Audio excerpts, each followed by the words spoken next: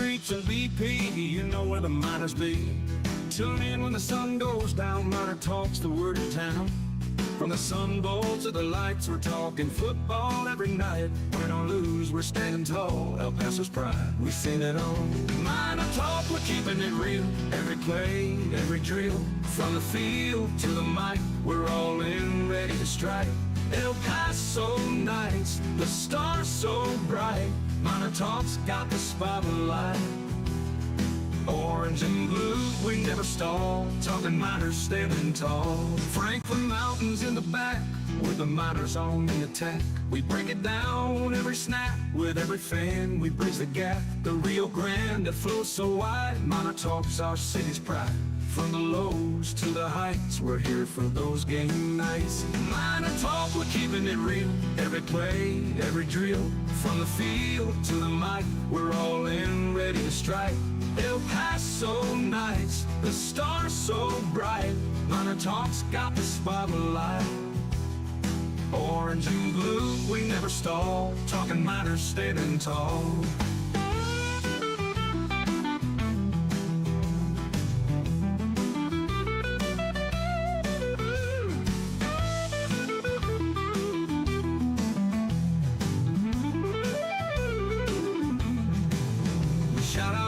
The Miner crowd, every voice we make it proud. From the heart of El Paso, wherever miners let them know. Miner Talk, we're keeping it real, every play, every drill. From the field to the mic, we're all in, ready to strike. El Paso nights, the stars so bright. Miner Talk's got the spotlight. Orange and blue, we never stall. Talking miners standing tall.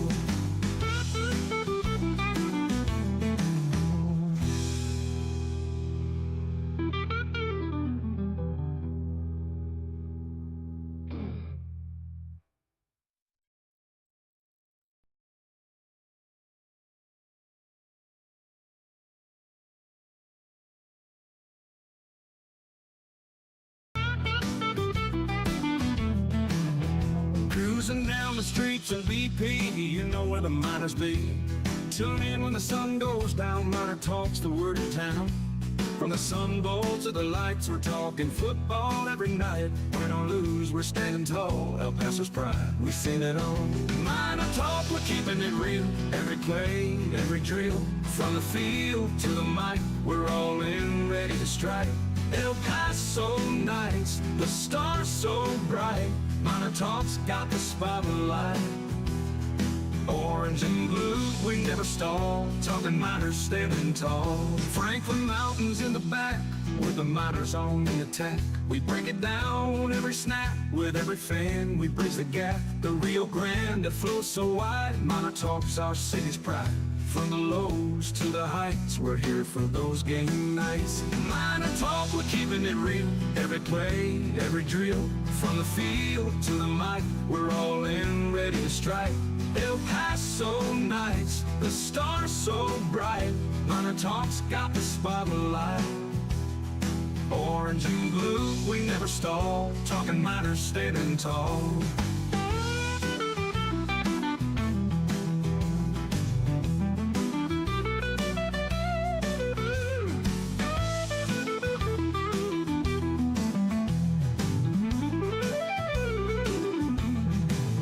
Shout out loud, the Miner crowd, every voice we make it proud.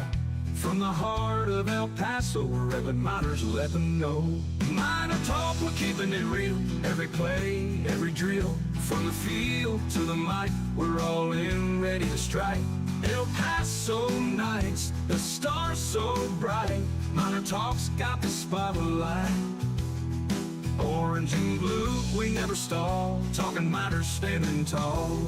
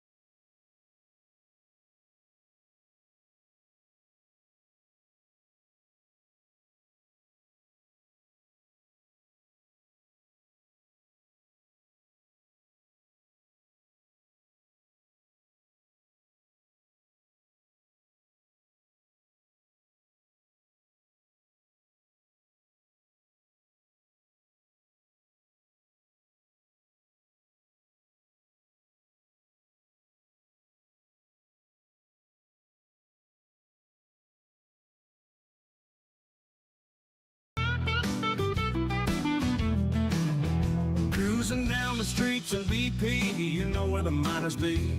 Tune in when the sun goes down, MinerTalk's the word in town. From the Sun Bowl to the lights, we're talking football every night. Win or lose, we're standing tall. El Paso's pride, we've seen it all. MinerTalk, we're keeping it real. Every play, every drill. From the field to the mic, we're all in.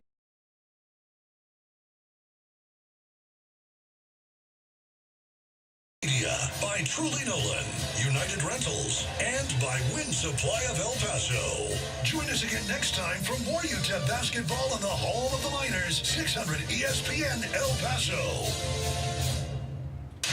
The following is an exclusive presentation of Team 600 ESPN El Paso. Hey El Paso, this is Michelle Smallman, and now it's your turn to sound off on the UTEP game. MinerTalk with Adrian and Sal is coming up next on 600 ESPN El Paso.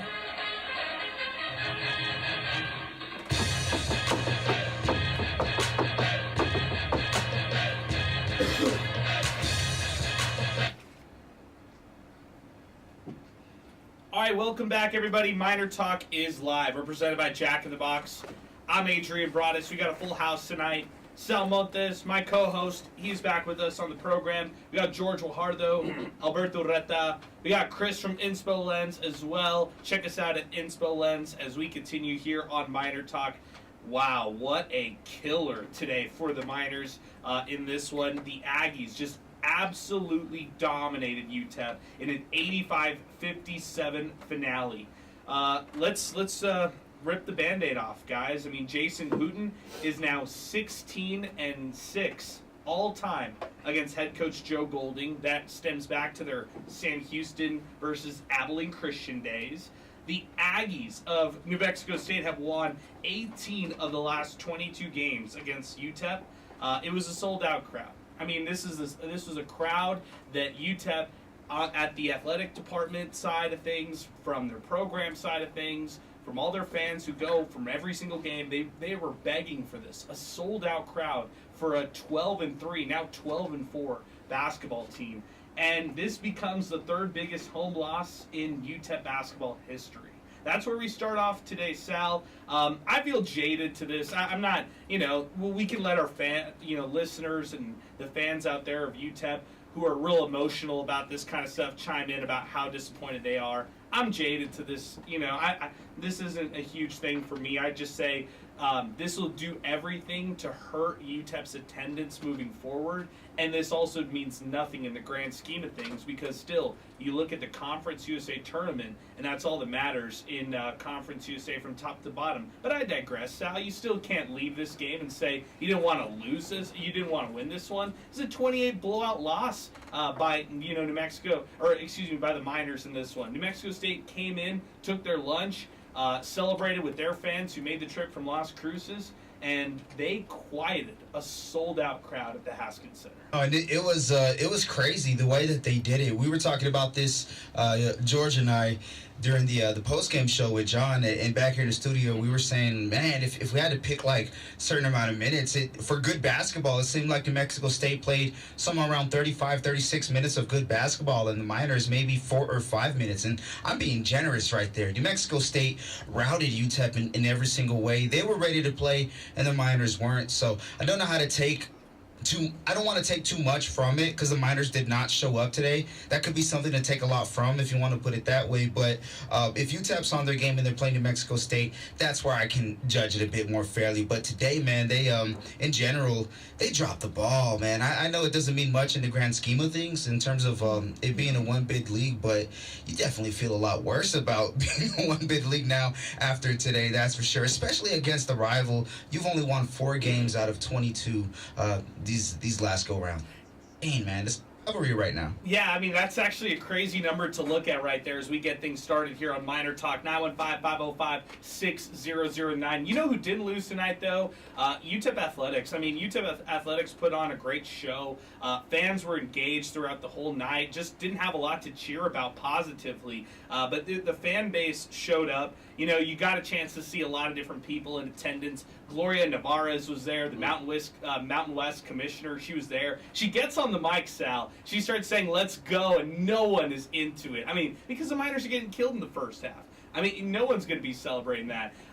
Mario Mocha was out there. Big shout out to him. He's listening here on the program on MinerTalk as he's heading home. Big shout out to Mario Mocha here on the program as we continue. Also want to say this as far as the Miners go in this one. There were just a lot of people who made the trip out from Cruces. There was a lot of people who made the trip out from out of town to come into town for this one tonight. And the Miners just completely laid an egg. All right, well, I know that this isn't the first time that things like this have happened, where there's a lot of hype built up within a single game and the Miners fall flat. You can look back to 2009, 2010. They had a home loss, 87-80 to New Mexico State. You look at the 2011 Tim Floyd opener. They lost 66-61 to Pacific. You look at the same season. They go to Conference USA tournament. They go all the way to the championship game, and they fall to Memphis 67-66, an absolute heartbreaking loss. Yeah, I'm bringing back the bad one, Sal. 2013-14, they lost 77-68 to New Mexico State. This was Casey Ross Miller, who dropped 26 points for the Aggies. Cedric Lang dropped 21 for the Miners in that game. Then you got to go 2015-16 season. That year, the Aggies destroyed the Miners at the Don Haskins Center, 73-53. That was Ian Baker, who had 26 for the Aggies. Pascal Siakam, there you go, Sal, 14 for the Aggies in that one right there. That was a horrible home loss for the Miners. And then for other bad home losses that I was looking at, I didn't get to do all of these, but 2016-17 season, they lose to Southeastern Louisiana 72-56. That was terrible. And then the non-conference game, they lose to Lamar in at home 66-52. This was a season later, 2017-2018, and after that one, Tim Floyd resigned. So there's been some letdowns in the past when it comes to hyped up games or games at the Don Haskins Center, but tonight felt different. I'll swing it to you, Alberto, as we welcome you onto the program for the first time. Tonight felt different. Fans showed up tonight, and UTEP simply didn't. Yeah, it's a great way to put it. I think it's going to leave a prolonged sour taste in your mouth because, like you guys said, this is not only a conference game, but it's a huge rival, and it's been a one-sided rivalry. So I think that you try to really learn from this, but you got to move on quickly. It's conference play. What else are you going to say? Yeah, they eat your lunch in a lot of these categories, in most of these categories. But I mean, as far as rebounding goes, which a lot of the game goes to rebounding, they've been doing that all year. So you're going to have to move forward and just learn from this and try to improve however you can. As far as you said, yeah, the fans, yeah, they like to jump ship after stuff like this.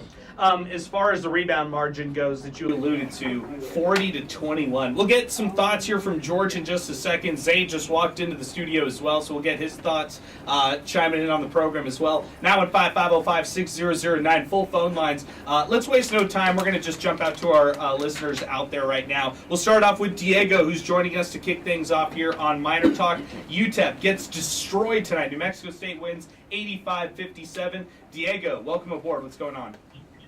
Hey, good night, Adrian. That was one of the worst performances I think I've seen in my time following UTEP athletics. I'm a guy who goes to every game in person, season ticket holder.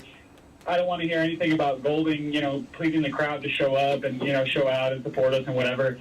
We were there, man, and I just got to say, I know that it looks good. UTEP defense looks good when it's working right, and they're getting steals and they're flying around. But when it goes the other way and there's no guys under the basket to get a rebound, it's the most frustrating thing ever to watch when NMSU's putting up these shots and there's nobody under the rim to get a freaking rebound. Kalu had what? I think he had more missed field goals and more turnovers than he had rebounds. So just a horrible performance there.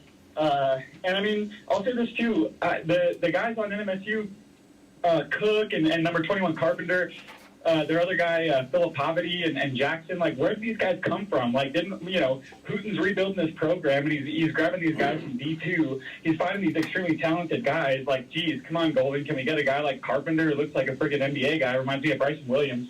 So, man, it's just awful. And just a painful loss, and it sucks knowing what the Don can be and knowing what it won't be this season because of this loss.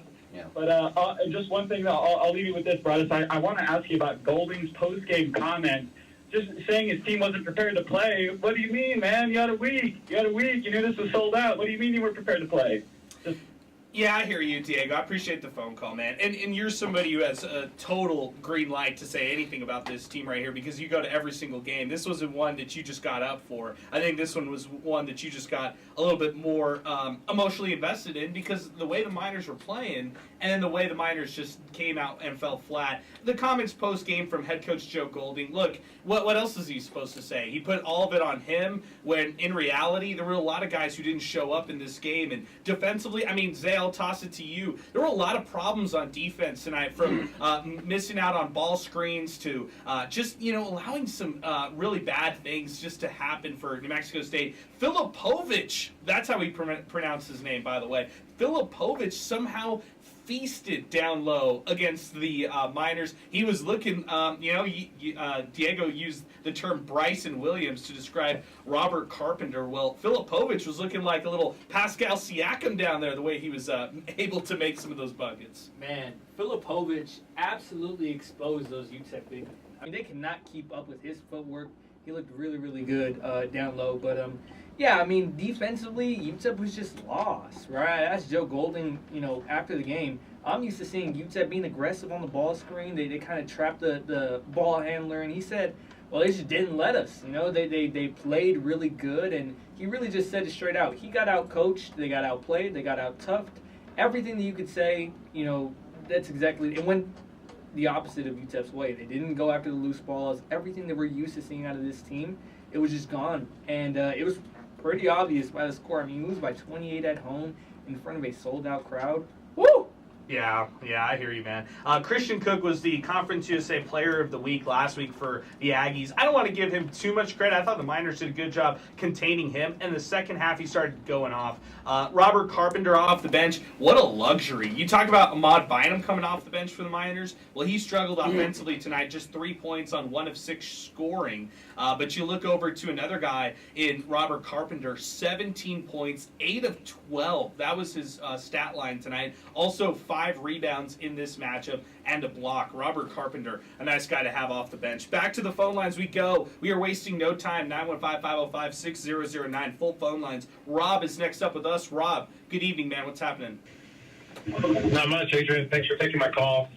And I just want to give my thoughts on the game. I haven't been as involved this year with UTEP basketball as previous years, but this was my chance to get back into it, and just as conference play started. And so I don't want to get into the details about players, but basically what tonight reminded me of was that year that Floyd resigned and Phil Johnson was coaching, and they were losing every game by 30. It felt like it, at least.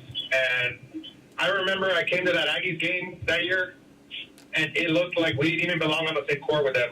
And that's what tonight looked like. And you know what? I wouldn't have been so mad if we weren't giving them such easy shots. And I thought we cut it to 13 by half, 15. Maybe we can make a run at halftime. Golding will get the guys going. But the easy shots just never stopped. And it was just, to me, that's evident of coaching, is when you can't minimize guys wide open underneath the basket. I mean, that's the easiest shot in basketball, the closest guy to the basket. And you're leaving guys wide open. And I think a guy next to me had made the comment, he's been coming all year, and it's been about half full. And maybe the players weren't used to this. They were a little tight, a little nervous, but already the jitters is gone. Second half, you got to play looser and get back to play basketball. I mean, they couldn't make free throws, wide open threes, and they were getting their lunch eating down low. So I don't see much changing if we play the team over there. Honestly, they just look like a way better team, a more polished team, and a more gifted offensive team. I didn't feel like we had too much talent on the offensive side of the ball, which has kind of been pretty evident with these last 2-3 Golding years. With that being said, you guys are absolutely right. This means nothing in the grand scheme of things, but it does for attendance, which is what I always like to worry about, because it feeds all of athletics. And I felt like this was a big audition for, to get the casual involved. There was a lot of casual fans, first-time fans there, and they lose by almost 30. I can't remember the last time they lost that bad. So they had an opportunity to set the rest of the season off, and they failed miserably. So I know they'll bounce back and be ready for tournament, but they did blow a big chance tonight. They really did, Rob. Hey, I appreciate the phone call, man. Thanks for weighing in. There's a lot of things to take away from that one. The first thing I'll say is the last, New Mexico State game that you were referring to, that 2017-2018 season with Phil Johnson as the coach. That year, they lost 80-60. It was a 20-point loss for the Miners in that one. So, to your point, yeah, it has happened before. Doesn't make it feel any better. And the fact that, the Miners in this rivalry series, for whatever reason, they're just, they struggle. They don't win. And, even at home, they struggle sometimes as well. Sal, what's worse to you for you? Is it 18 of the last 22 games for New Mexico State, or is it the fact that Houghton is 16-6 over Golding?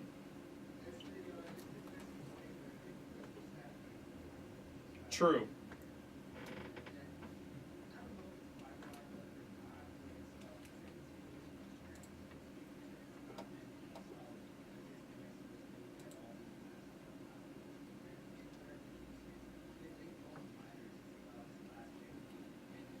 In basketball either, we can even stretch it over out to football and some other sports, but man, it's been a tough go against those Aggies. And who's the one who's going to the Mountain West, right? Play like it, guys. Come on.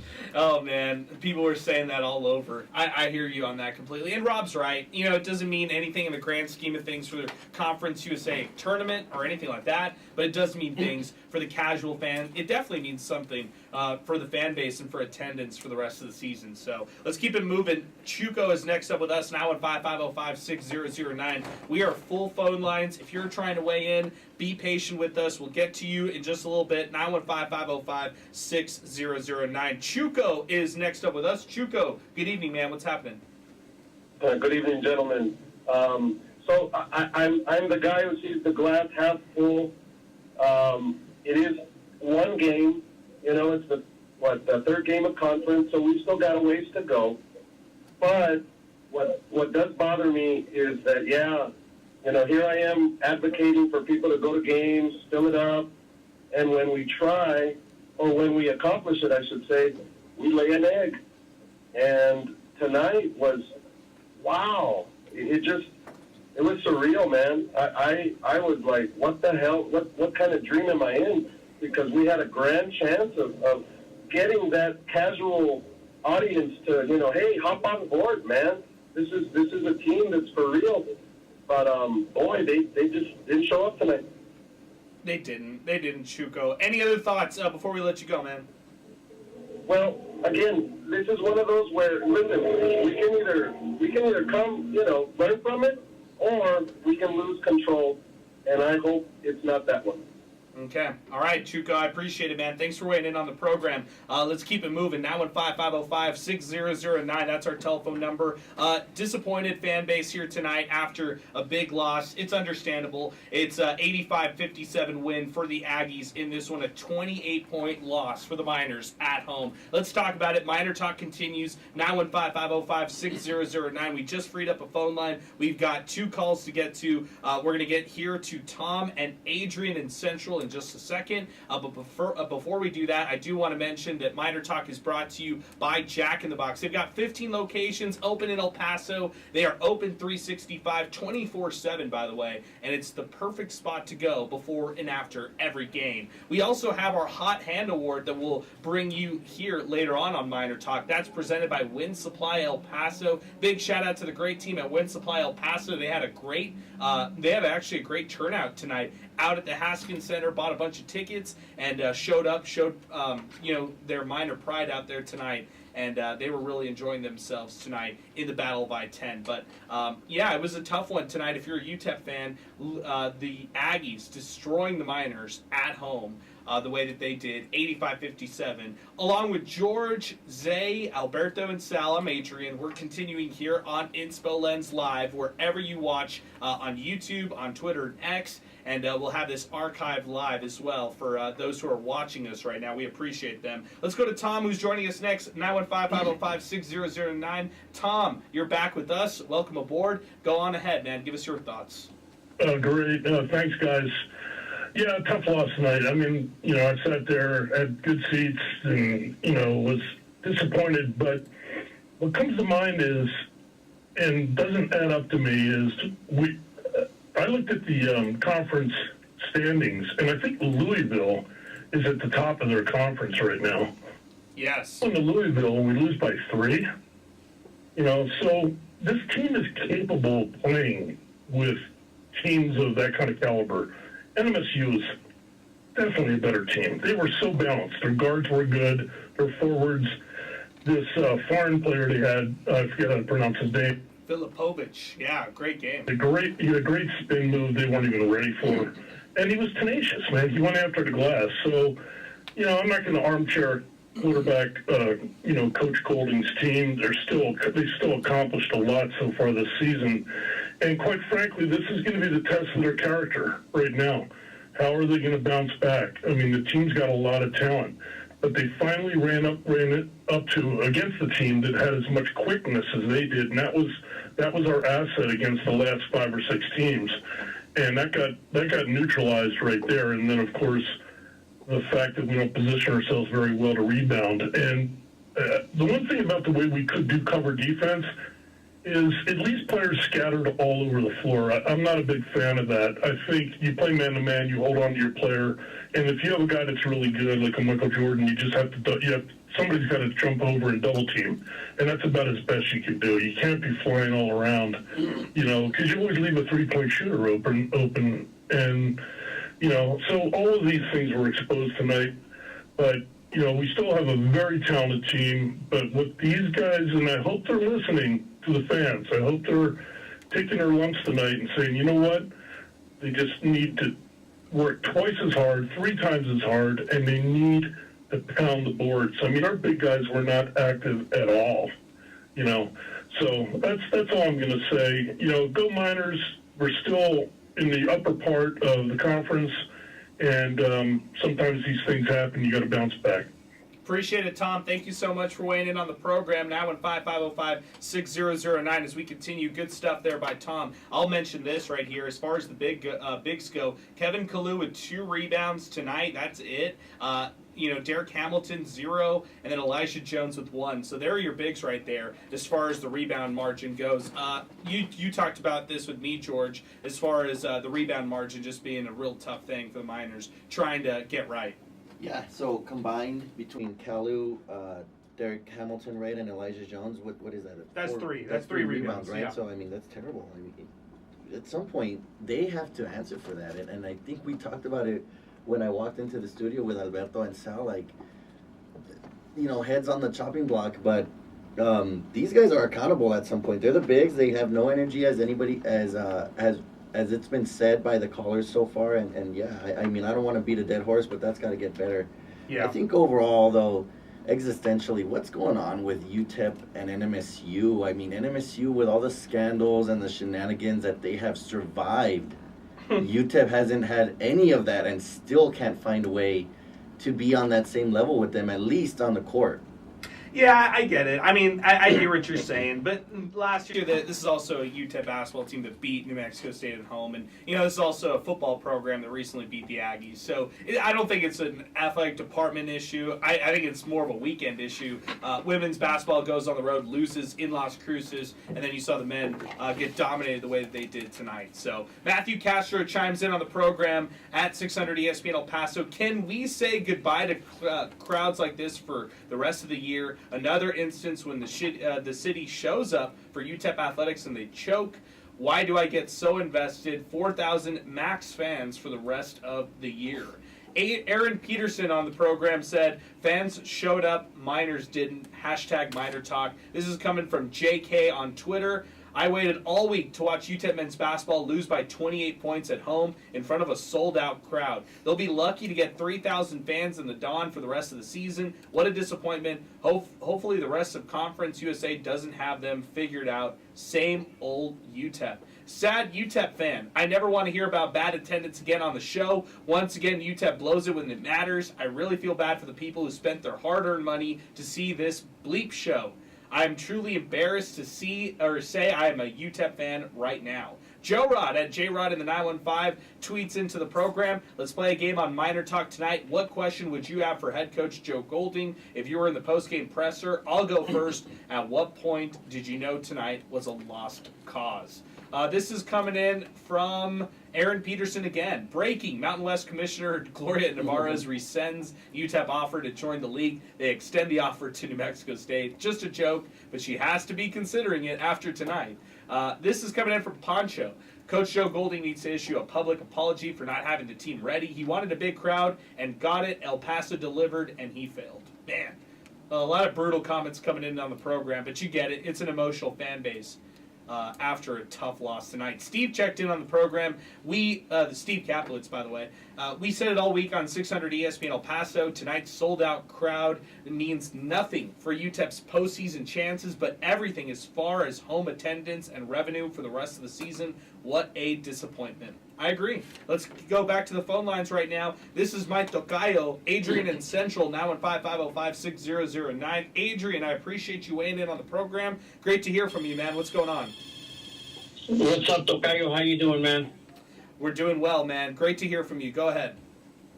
Hey, I'm gonna look at the glass half full a little bit here.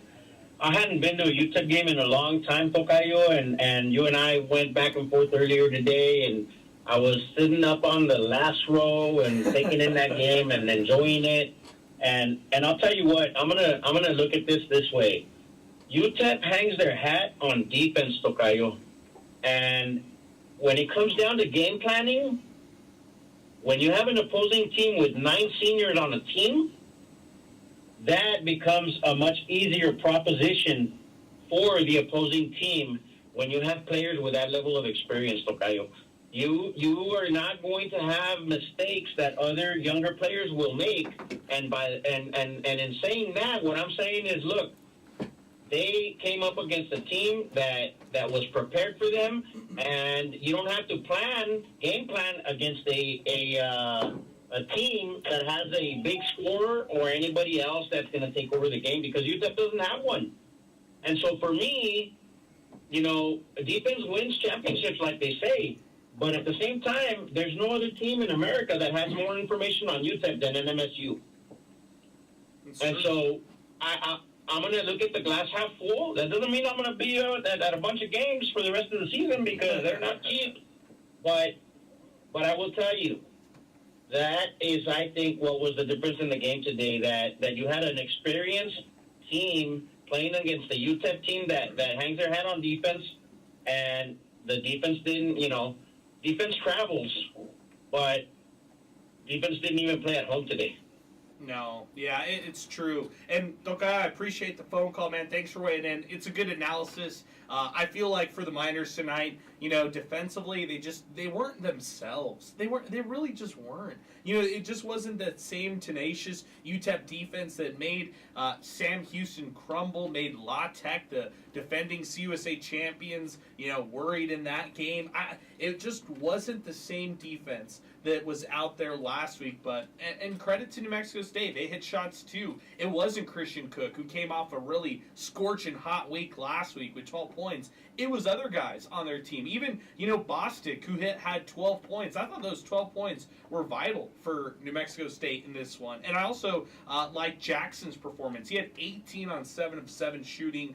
He was just getting all the little, the mid-range buckets down low, and, actually hitting some from the elbow even. He also chipped in with 5 assists. So, yeah, in this one, I got to give New Mexico State some credit. I thought they played a really solid. They had a great game plan. They had a really solid game plan, and they showed up at the Don Haskins Center tonight, and the Miners just simply didn't. New Mexico State defeats UTEP 85-57. Let's keep it moving. 915-505-6009. We'll get all our thoughts continuing here on the program. We got a couple tweets to get back to. 915 Sun City Caper. They want out money for Mountain West transition, but they put this disappointment on tonight. UTEP did this to themselves like always. Travis Allen Fortune tweets into the program, that was the most humiliating loss in the post-Haskins era. Hashtag MinerTalk. Ugh, man. Back to the phones. It's Sidelines who's joining us next on the program. Sidelines, my man. We were right next to each other throughout the whole game, and it just looked like a letdown all the way through. Just your thoughts post-game from this one. The Miners lose by 28 against their rivals, New Mexico State. Hey, Adrian. Yeah, I mean, it was a good old-fashioned butt whooping, man. That's all I'm going to say, man. NMSU had four players in double figures in the point totals, man. Like, that is not the Joe Golding defense we've seen, and you're just going to have to bounce back from this, man. This is going to be a tough one to bounce back from just because you sold out the Haskins Center, and then you got to go back on the road to Lynchburg and play a conference title favorite in Liberty. Oh, man, this was a bad loss, very bad loss. I think I'm ready to call this the worst loss in the Joe Golding era, honestly. Yeah. This is worse than the Utah Valley loss. Just because, Utah Valley was the first game of the year, you're kind of almost predicted to lose that game just because not everything's ready, You're still raw, you're still learning the game plans and whatnot, but losing to NMSU by almost 30 at home, man, that's pretty embarrassing. Yeah, I hear you. Sidelines. As far as Liberty goes, and then FIU, do they split next week? I mean, what's your prediction for the Miners going into next week? Glass half full. I'm going to try to be the man of reason. I think they win both of those games because Coach Golding mentioned in the press conference, and he was kind of right. They get their butts whooped by Utah Valley, they go on a string of a few wins. They get their butts whooped by San Jose State and Vegas, they go on a 7-game win streak and such, So I'm going to ride that hot hand. I'm going to ride what he said about his team in the postgame. So I think they'll go 2-0 down the stretch. Okay, I got you down for it. I appreciate it, Sidelines. Thanks for weighing in on the program as always, man. Check them out on Twitter and X. It's SSN_UTEP. That's Sidelines, our pal here on the program as we continue. Zay, we were raising our eyebrows there. He picks back-to-back wins against Liberty and FIU. Wow. And the light just went on as you said that. So that was crazy. It was like a light bulb just went off. But your thoughts and your reactions there, and we'll get Sal's thoughts on that one. Sweep next week. That's a bold claim. That is a bold claim. And, for that to happen, wow. UTEP needs to do some real soul-searching, and it needs to happen quickly because you just lost by 28 points at home to your rivals in front of a sold-out crowd. Now, I'm not going to lie. If I was on that UTEP team, and I'm not strong enough for that. I'm not strong enough for that to just next week go on a hot little run and take down probably the conference favorite at this point in Liberty. So, yeah, I think they can steal one game. Maybe they beat Liberty, but I don't think they win both, right? I don't think they win both. Sal, Liberty tonight lost on the road to La Tech, 79-74, a close game, but before that, they beat Sam Houston State on the road, 76-68. That's an impressive road win for the Flames, and we know how difficult it is just to win on the road, period. Yeah, Liberty's going to be a big dog in Conference USA, and no pun intended. I know they played the big dogs tonight, right? The Bulldogs of Louisiana Tech, but that's probably a top 4 Conference USA matchup. And as a matter of fact, there's going to be some fringe top 4 teams. I think we could just say the top 6, top 5 or top 6 would probably be some real quality teams. Of course, Louisiana Tech being one of them. But Liberty had the lead at the half, man, 34-27, and they were in control for a good part. Louisiana Tech woke up. Newman was incredible, 27 points and 8 assists. So makes you interested in what that next matchup against the Miners is going to be like in Ruston. But man, It's not going to be as easy as people think. And I'll say this about Florida International. Man, they are fighting out there like like a team who's really trying to win the game. So I've been seeing so much Conference USA basketball these last couple of weeks, and a lot of these teams remind me, in a way, of UTEP. And what I mean by that is there's this good stretch of about 5 or 6 minutes where when you watch them, they can beat anybody. I'm saying that about Jacksonville State, who beat Western Kentucky on Thursday. And I told you this as well, Adrian. If Jacksonville State plays like they played against Western Kentucky for 35 minutes, they're going to win every single game. If Western Kentucky plays like they're down 12 and there's 3 minutes left, they're going to win every game. I hope that makes sense, but it's not going to be easy, guys. UTEP, a big fish in a small pond. Liberty, a big fish in a small pond. They're going to meet up. That's going to be a lot tougher than people think. Yeah, I think what you're illustrating is the parity that's shown across Conference USA right now. And, what we're seeing right now is home teams are still winning a majority of these games. Home teams are 13-5 right now as it stands in Conference USA. So, New Mexico State defeats UTEP. Let's reset a bit right here. New Mexico State defeats UTEP here, 85-57. Let's do this. Let's pause 10 seconds for station identification. When we come back, it's Jacob who's joining us next. 915-505-6009 as Miner Talk continues. From hometown to national. Sports spoken here. On ESPN El Paso. ESPN El Paso. A Town Square Media. A bit overdue for that one here, but we continue. Presented by Jack in the Box. Let's go to the phones, and it is Jacob who's joining us next on the program. New Mexico State defeats UTEP 85-57. Jacob, good evening, man. What's going on? What did you think of this game? Hey, Adrian. I'm 13. I've been a lifelong UTEP fan, and today was just like a really embarrassing loss in front of a sold-out crowd. I believe they just came out flat. We need some guys to just step up, and it was just a terrible performance overall. But I believe in this team that they'll bounce back from this loss, because I've seen them bounce back. Like that Louisville, we should have won.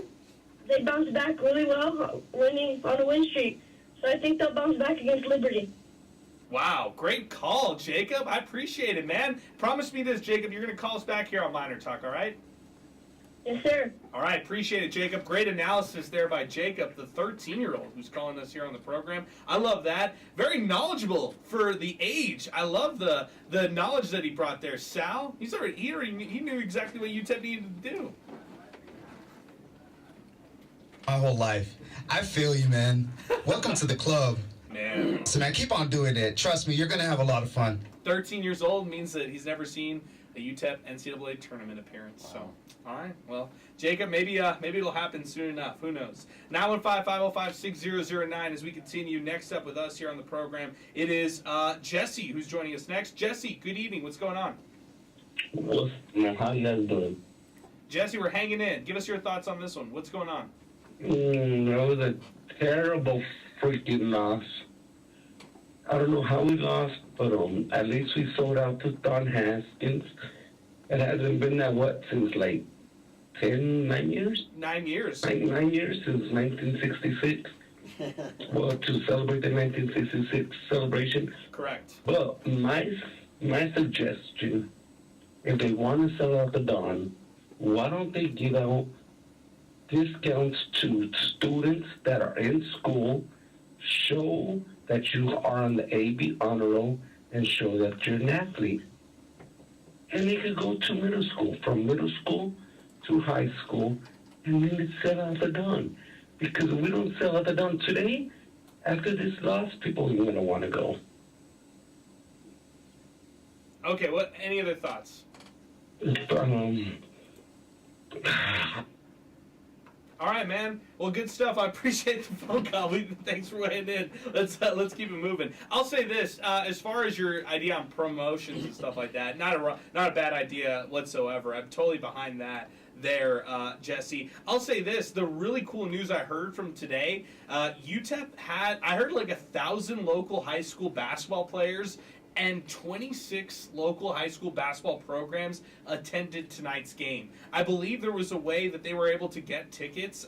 They didn't. I don't know if they even had to pay for these tickets, but it's great news that all these high school basketball players got a chance to go to the game. And as far as students go, students get free tickets. I know tonight they had limited tickets for student attendance, but typically every game students get free tickets. All they have to do is use their student ID. And I'm talking about UTEP students. So you were talking more about middle school students here in the future.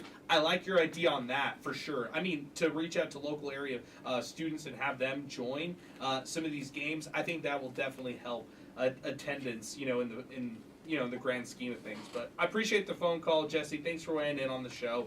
It sounded like he was trying to come up with some ideas for UTEP to try to continue to get some more, some more fans here moving forward. But we got Brian, who's going to be joining us next. Then we got Milkman, and then I think we've got George, who's going to be joining us after that. Let's keep it moving. 915-505-6009. A very busy edition of Miner Talk here on the show. I get it. A very emotional Miner Talk by some of our callers here as well. Brian, good evening, man. What's going on?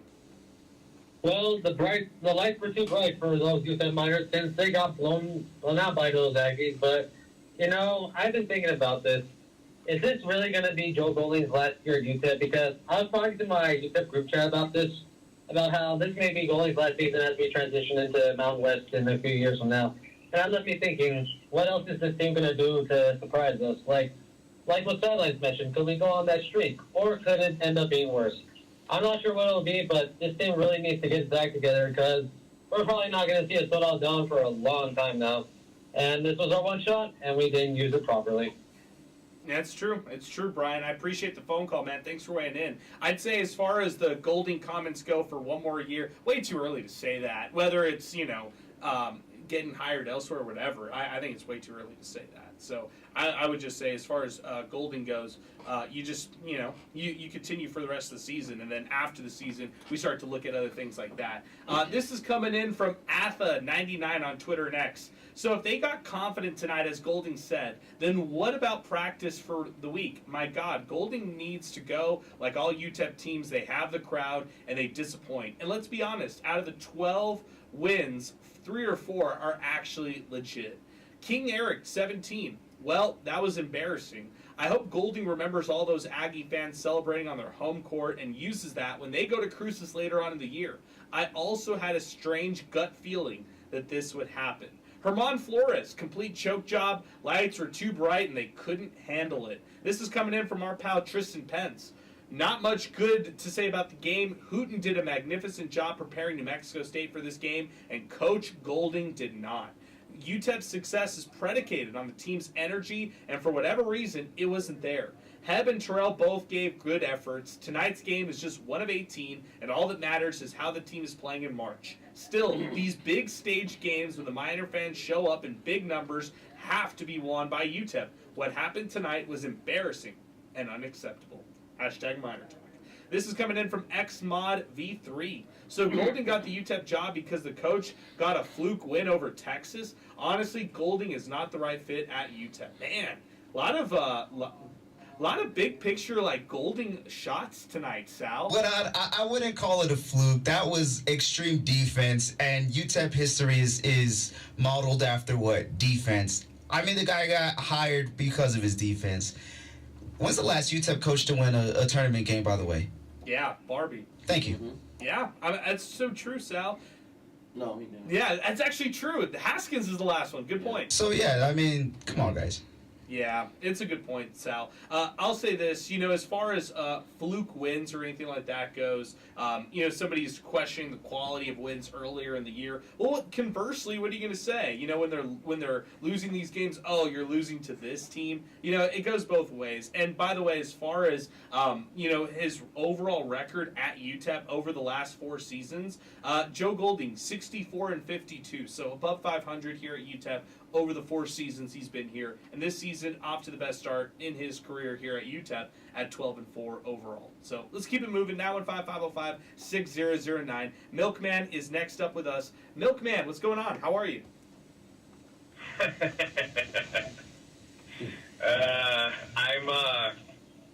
not doing great. I can tell you. I don't know. I had a lot of scenarios in my head of how tonight would go, right? And some of them, were the Aggies might pull out a win. I can tell you I did not have losing like that in any one of my scenarios. Like, there was absolutely no way. I could not even fathom it in front of a sold-out crowd. Guys, I'm almost speechless about this. I don't even know what to say. Like, how do you lay an egg like that? When I'm going to tell you this. I said a lot of stuff to the fans, earlier on. At some of the other MinerTalk, called in. I'm not going to say anything else the rest of the year because guess what? They all came out. The city of El Paso sold out the Don Haskins Center, and that is what they were subjected to. I mean, it's one thing to lose. I wouldn't have faulted them if they lost, but I mean, come on. Can you tell me, is there a stat? I didn't even hear all the final stats, but surely there can't be one worse than rebounding. Rebounding just about made me throw up tonight. Like, I could not fathom how they could, like, was this the first game of the year? This was not the team that I watched play the rest of this season. I don't even, I'm telling my son, who he's seen some of the games, but I'm explaining, like, I don't know what to tell you, son. Like, this is not what I was watching before. The rebounding was, I have no words. I'm struggling to, just kind of keep it on the, Milkman, I'm just going to cut you off real quick and say I've never heard you more dumbfounded in a call on MinerTalk. And I'd say you're probably one of the day one listeners here on MinerTalk with us. I've never heard you this confused in a post-game call talking UTEP basketball or anything UTEP. Yeah, I hear you. I mean, it is, like I said, there was not a chance in my mind that I thought they would embarrass us like that. I mean, and that is flat out what this sold-out crowd got was an embarrassment. We got embarrassed. We only had a handful of Aggie fans there, and they started chanting. Like, good. They deserved it. I mean, they deserved it. In the first half, I was like, you know what, we're beating ourselves. And then I was like, you know what, we're going to pull this out in the second half, even though we got a long hill to climb. We're beating ourselves. In the second half, it was clear they were beating the snot out of us. I mean, it's a problem when there was no heart. There was no, like, I don't understand. Like, I don't get it. There was I wasn't watching the same team that I had watched. I mean, I got nothing, guys. Like, I don't know. I hear you, man. And Milkman, the questions that you have and the frustrations that you have, I think were a lot that fans had. And Sal, I'll ask you this. Do you feel like the Miners quit at any point in this game? Like, did you feel like they lacked some fight and toughness in the second half, or maybe even in the first half, where things were starting to go sideways for them? I'll put it like this. I don't think we saw the effort that we normally see. Their foot wasn't all the way on the pedal, but it wasn't completely off. So in those instances, that's what I'll say. But at the end of the day, New Mexico State just had more. They were quicker. They were tougher. They were in spots first. They were steps ahead, literally and figuratively. And UTEP is not only having New Mexico State spank them, but they're making mistakes on their end, too. I mean, that wide open transition bucket miss by Otis Frazier, hate to say it, man, but that helps set the tone for New Mexico State from here on out. They're thinking, we don't even got to do anything. These guys are going to screw it up on their end. The lights were just too bright today, man. That's really all it is. New Mexico State, a team that's finding their form, and this is probably the best they've been all year. And they kick conference playoff right, and not only that, not only do they beat their rival who's who they go back in time with, but they not only did they own this game, but they have first place now. This was a first place game. This had a Conference USA tournament game type of feel early on, leading up to it, and UTEP just completely fell flat. So I hate to say it, man, but the people are right. People want, they urge fans to go out there and support these UTEP athletic programs. We can go all over the place, and I mean, they're just not coming through when it matters. That's the reality of it, and it's sad. Yeah, I would say, just to piggyback off of those comments right there, and I'll get your thoughts on this, Zay, and anybody else who wants to chime in on this one right here. But this came in from Julian, at Jules Z. The Otis Frazier missed dunk was reminiscent of the drop Tyron Smith pass against North Texas. Are we cursed? Hashtag MinerTalk. I mean, it's reminiscent of that. The Kelly Akari one against Jacksonville State on the road where he had an open touch. It wasn't open, but it ruled a touchdown on the field, and then it goes to review. Wow. Incomplete. UTEP loses that game. They go 3-9. I mean, I guess that happening, it was just an omen. Like, everybody should have seen that and just left. Like, all right, we already know exactly how this game. I mean, Otis Frazier was knocking down windmills in the pregame. He was getting, like, his head above the rim. And as soon as he has a wide open dunk in the game, he misses. Oh man, like that's your senior. That's the leader of the team, that's right? The star. And then I feel like, I mean, that was a sign, right? That's exactly how this game went for UTEP. Man, exactly. It was tough. 915-505-6009. By the way, we just freed up a phone line. George and the mayor are joining us after I talk a little bit more about this. But in the first half, the largest lead the Aggies had was 16 points, Alberto. And I felt like in that point, there was still a puncher's chance. The Miners were still in this game somehow. The second half, what really set the Aggies over the top, they went on a 17-3 run over 5 minutes. And that was already when the Aggies had a 12-point lead. That was when things became insurmountable for the Miners. They could not come back after that 17-3 run, and it was stifling by the Aggies. Yeah, it's definitely stifling, and I think that, I mean, it's deflating. I think that great teams go on runs, especially late, and we had seen the Miners coming into this one go on several runs in different games that they've played, and they'd make you feel real good about how they can play. But when you play poorly in the first and then you come out and you play even worse in the second, yeah, it's gonna be a difficult outing. And I think that, well, there's nothing to do but grow from here, like everyone has said, and yeah.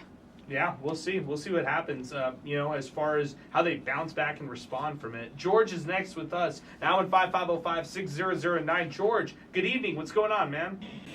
What's up, bro? I mean, I'm here at Whataburger, and this burger tasted so horrible. I think it's the horrible taste of loss, especially at home, depending on. Are you kidding me? Are you kidding me? Going here at home with a sold-out crowd, and you come out flat-footed, your conference rival comes in and just puts a whooping on you. I mean, there is no explanation. I understand Cannon's frustration, everybody's frustration. Everybody wants Golding's head. But honestly, it's an anomaly. That's all I can think about is this home loss. The lights were just too bright for the Miners, and I just think they were too overconfident, and they thought that just because they had the plan behind them, that was magically going to make them win the game. And you have to give effort. You have to hang your hat on what brought you home, and obviously nothing worked. Nothing worked. They were being out hustled.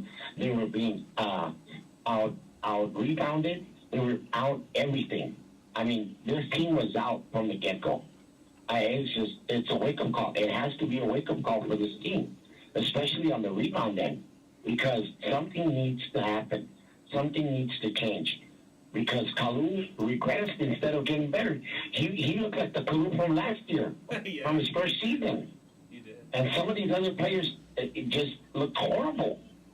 This is the worst loss UTEP that I've ever seen. I mean, I look like a liar because my wife had not been to a game all season long, and this is nothing of a glimpse of the team that I've seen play with the tenacity and the heart. They were lacking all of that and some. I hope they're hearing, and I hope Golding's hearing too, and I hope they go back and look at film and coach up everything that they missed the whole game long.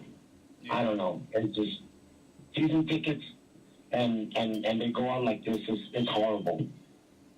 It is. I mean, as far as just the letdown side of it, it is, George, and I get it. You're a reasonable fan to know and to understand that this doesn't mean anything, and, when it comes to March and basketball and stuff like that. But like you started off the phone call, it's your rivals. And if you're bringing somebody for the first time all season long, it's all about those first impressions. Rob said it earlier. This was the time to win the casual fan over. This is the time that where, fans don't come to these games often, but they got all excited for this one. Like I mentioned earlier, over 1,000 high school area students and basketball players were in attendance for this matchup here tonight. And that's the first impression right there. If they haven't been to a UTEP basketball game in a while, that's the first impression that they've got on this team. I was talking to somebody who was a casual fan at halftime, and he was telling me, UTEP has no depth. That's their problem this year. I look at them like, man, I guess you haven't gone to any of the games, but I understand. If you're a casual fan, George, you're watching that one, and one of the takeaways you're going to have is UTEP doesn't have depth, they don't have offensive firepower, and maybe they come up clutch defensively sometimes, but the turnovers will hamper them too often. Yeah, I mean, and it was the case today, right? 2 guys in double figures. It was your star who missed that ominous dunk early on, Otis Frazier, and then David Terrell Jr., who had his career high, right, in 17 points, 7 for 11 shooting. It seemed like he was the only one that wanted to play today. I think Baylor Hebb came in with some energy once the game was totally out of hand. But, it's funny. The casual fan, you talk about that. Yeah, we're never going to get them back this season. That's gone. You can't put up this kind of performance. To George's point on the call, this is the worst loss that I've seen as a person who used to watch games from the 90s. I mean, to games in the 90s, and so it's a tough one to swallow for sure. And the casual fan is gone this year. Yeah, as far as overall, again, I don't get too low on this one right here, despite the loss to a rival. I can't get that low after something like this. But I do understand from a fan perspective, from a hype perspective, you go all in on a game like this, you sell it out. It was trending toward a sellout as early as Tuesday in this week. It wasn't like it sold out today in a walk-up crowd. It's just disappointing. And it reminds you of some of the other ones that feel a little disappointing. The Southern Utah loss for football. The North Texas game they hype up and, they fall flat in that game right there. And there are other examples where Miner fans UTEP has a lot of hype around a game, and it feels like for whatever reason the program comes out and falls flat on their face. In some of these. 915-505-6009. DeMayer is next up with us. DeMayer, welcome back to the program. What's going on, my man? Adrian! Eddie, what's happening? Happy New Year. What's up, man? Happy New Year to you. Today, for me, a day full of surprise. Oh my gosh, you're telling me, man. I thought maybe UTEP could do the killing on their side, but if you would have told me this outcome, Aggies killing UTEP by 28 on their home court, I would have said you're out of your mind. Well, not only that, for me, I was at the women's game earlier at 2 o'clock, and I saw the Aggies defeat the Miners there, and I thought I was walking out. And as I got on the road to El Paso, I was a little nervous because I was like, wait a minute, two Aggie wins over the Miners in the same day? I don't know about that, especially because I have seen the Miners play so much this season, and I've seen them play good basketball, in particular in the Don Haskins Invitational, where I saw them kind of be dominant, right? And I've seen their big men play pretty well. I've seen Kalu play pretty well. And I know the struggles that the Aggies have had against other bigs. And I was like, oh, man, if Kalu does what he can do, then the Aggies are going to struggle. Fortunately for the Aggies, it's like the other Miners fans have said, the Miners just didn't seem to show up. And Aggies took full advantage. And, Robert Carpenter with 17, to me, there were 17 quiet points because I've seen him do a lot more damage, and he could hit that three-pointer pretty darn well. And, as far as the attendance goes, okay, the Borderland people are going to get butthurt about what I'm about to say, but we're filled with the most fair-weather fans in the country. Good point. Borderland. It's a good point. Now, what's going to happen, right? The Miner fans, like they've already said, 3,000, 4,000 the rest of the year. Aggie fans probably, because here you got to think about it, right? The Aggies have won in 2 sold-out arenas. against the Lobos and against the Miners. Those are the two games that matter the most for the Aggies. Now the Aggies are going to have, you would think they're going to have 6,000, 7,000 a game now. We'll see what happens. Fun night for the Aggie fans. It was really interesting to see. You know me, I work a lot of games, but it's so different for me being a fan. And right now, it's just kind of really soaking it in, Adrian. It's just different for me, but pretty cool at the same time. No, I totally understand, Eddie. I appreciate the phone call, man. Thanks for weighing in. And Sal, it's a really good point that Eddie brought up. Two great perspectives. Number one, the point of, hey, it's not only this for New Mexico State and defeating UTEP in front of a sold-out crowd. They did it to New Mexico as well earlier in the year. So you could call this team maybe the silencers. They're just silencing the crowds. Ooh, that's good. I like it. Okay. And then number two, there you go. Now, even better, Sal.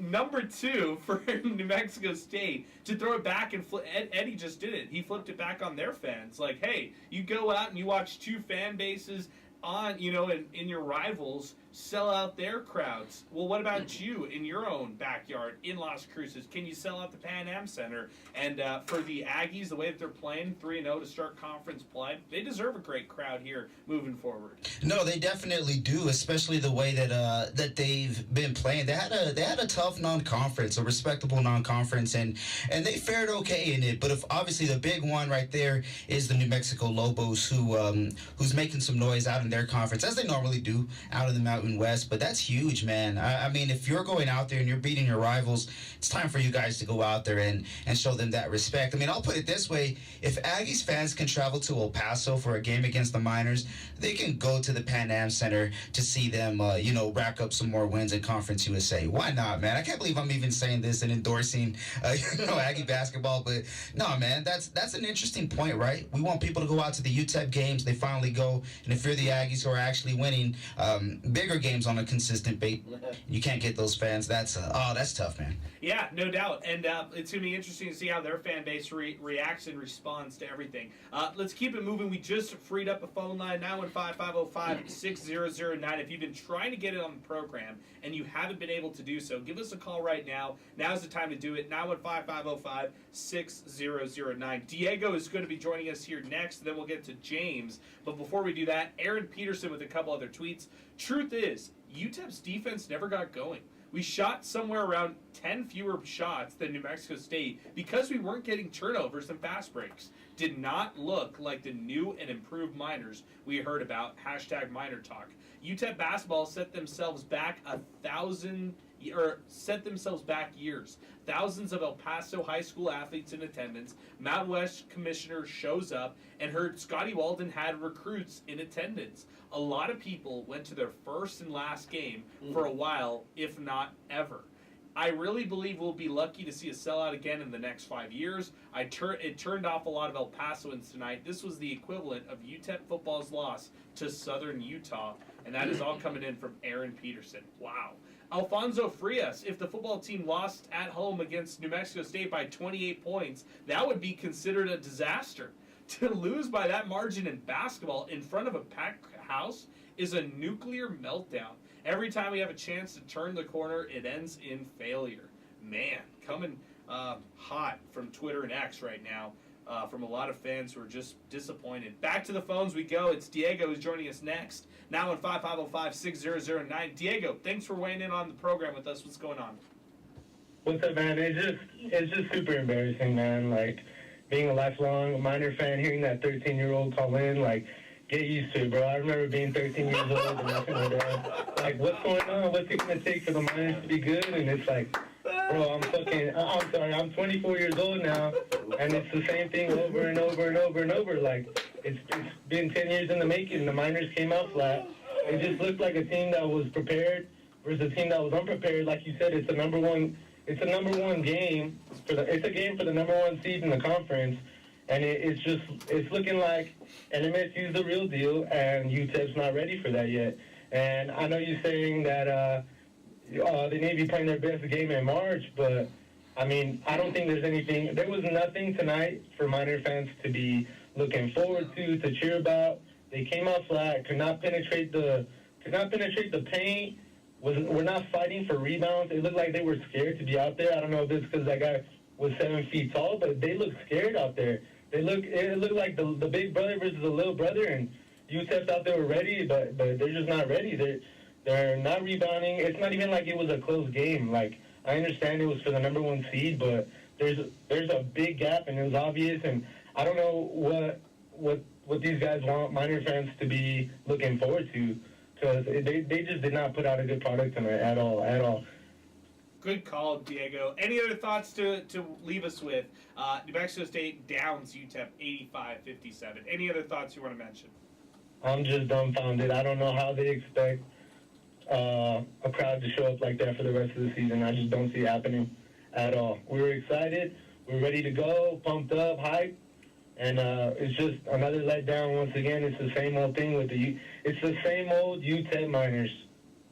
Yeah, I hear you, man. I appreciate the phone call, Diego. Thanks for weighing in. Man, I'll say this, as far as fans being so out on whether the team, the coaching staff, whatever it is, bit of a overreaction by some. I understand from others feeling let down after all the hype. I get it. I'm not the doom and gloom. I'm somewhere in between. I understand the severity of the loss on this and what it does for attendance, but I also understand that March is when it really counts and when it really matters. Sal, I'll ask you. You know, he talked about and referenced the 13-year-old Jacob who called in on the program and said, "Hey, look, you know, you're in for a lifetime of misery." No, my first question to you is Samir Montes a Miner fan? Is he going to be a UTEP fan? Oh, he's the biggest fan, man. He was probably Poor guy. Yeah, at home, and but you know what though? That's not what the focus is on right now. Got to rest, you know. Detroit Lions got the 1 seed. That's where his mind is. There you go. How about this? Let's go ahead and flip it around, right? Jacob was saying, as a lifelong Miner fan, you know, and we're joking about that. Well, how about this? My lifelong tenure as a Lions fan has been crazy. Last season was the best season ever up until this season, which was the best season ever in my lifetime, right? But got to endure the downs to get to the ups. Samir comes out the womb, and Lions are already making the playoffs. What's going on, man? Good luck, Charm. Let me ask you this, Sal. What was your welcome to UTEP fandom moment? Like, where you were like, oh, this is what being a UTEP fan is like. I'll say when I was growing up and I actually rooted for UTEP, games like today, I'm so jaded. I don't have any emotional investment. Like, I'm not getting down on tonight whatsoever. But the one game I remember when my heart initially broke, 2004 football, they lose to Colorado in, I guess, whatever bowl game that was, 33-28. They had it in the bag. They had that game won and couldn't get it done. That was my welcome to UTEP fandom moment that just, broke my heart as a kid when I was growing up rooting for the Miners. I think for me, I'll stick with football as well. But the one that pains me the most, and that's because the Miners had it, and they had a chance to, I can't remember what the record was, but it was during Mike Price eras, and around then, you know what I mean? They're hovering like 5 to 7 wins, somewhere around there. They're usually on the 5 side, but it was a game against East Carolina. Chris Johnson came to the Sun Bowl, did his thing against the Miners. Miners have it in the bag, man. They completely have it in the bag. And they throw this Hail Mary, and the game goes to overtime, and East Carolina wins it against the Miners. But I had my binoculars, and I swear, to this day, the same way people feel about Des Bryant, how it's a catch when it wasn't, I swear the ball hit the ground on that Hail Mary pass with the East Carolina and Miner game. I saw it in my binoculars, but this is way back then. There was no recording on them. Oh, man. I'm looking at that right now. 45-42 overtime loss 2007 season when the Miners finished 4-8. By the way, way too talented for being 4-8 on that year. At that point. At that point, Sal, they were pretty good. They were 4-2 at that point. 4-2.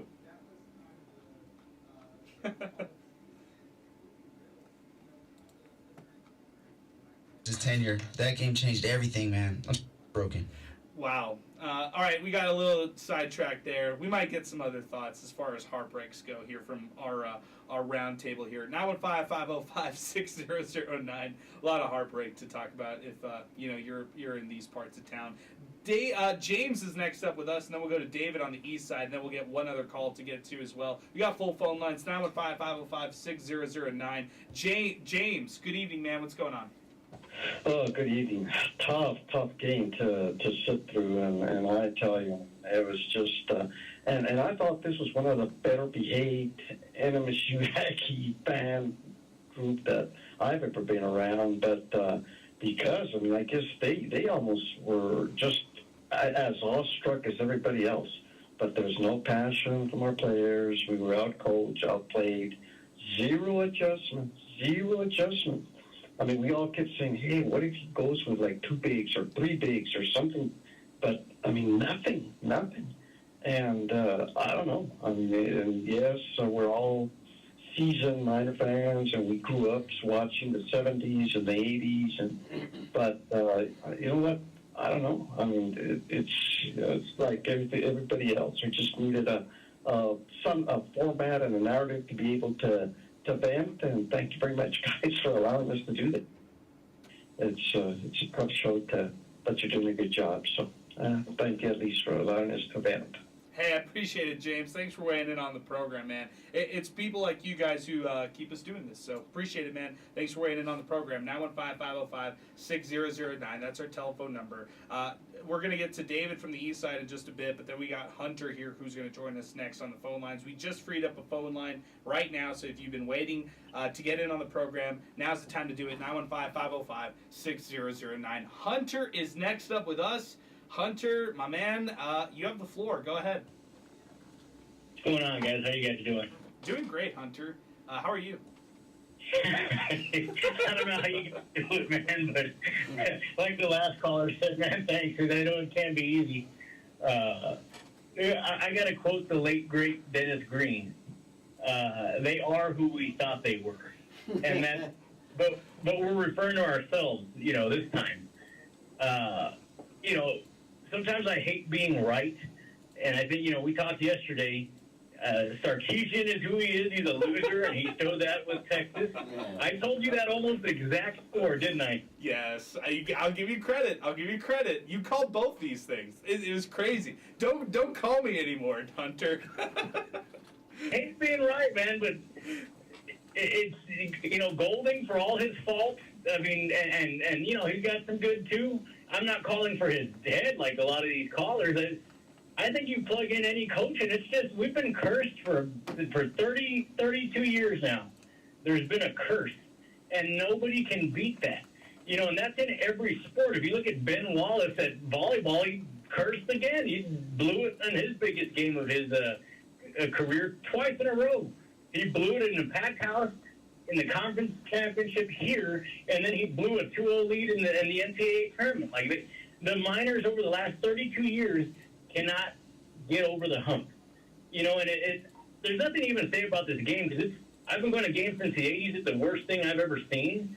And I think it was the previous caller also, Golding says all the right things. Even after the game, we were allowing too much penetration. We weren't moving the ball.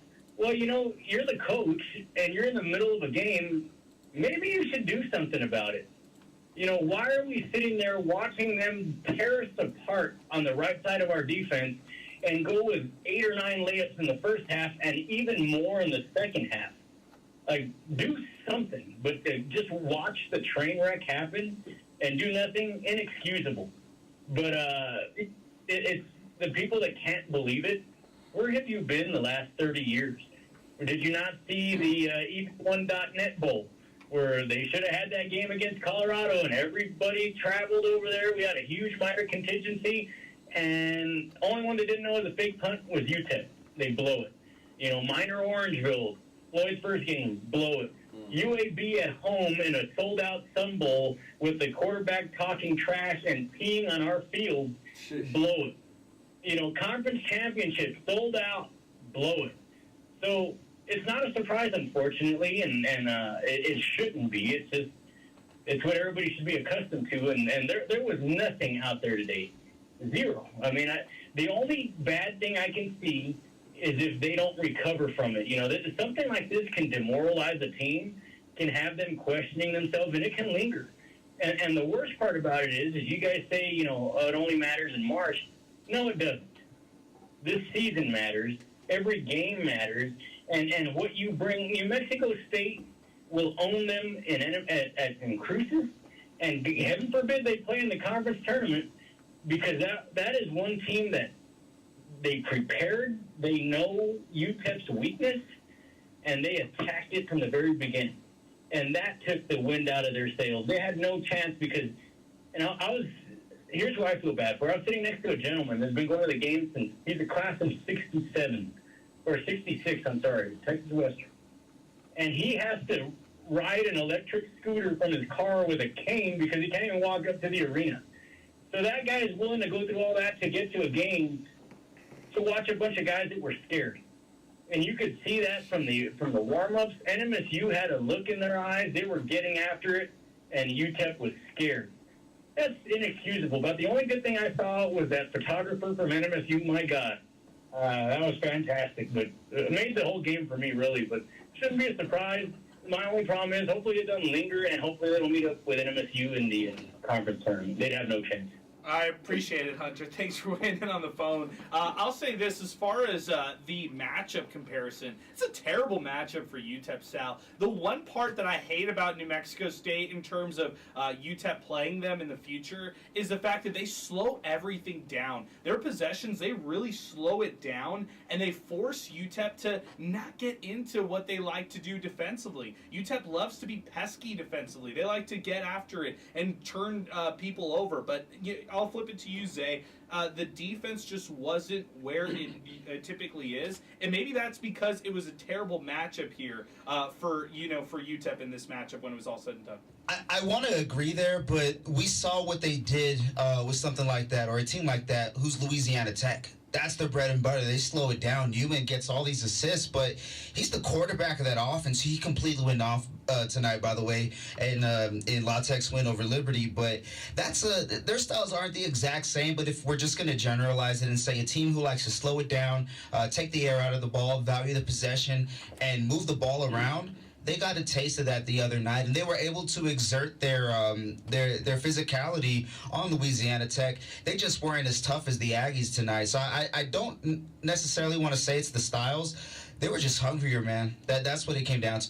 Yeah, for me, I'm going to go, I agree with Adrian. I think that this is a horrible matchup for the Miners, and I think it's a horrible coaching matchup. I mean, Jason Hooten out-coached Coach Golding tonight. It was pretty obvious from the get-go, and what New Mexico State did offensively is they forced UTEP, like you said, they couldn't be pesky.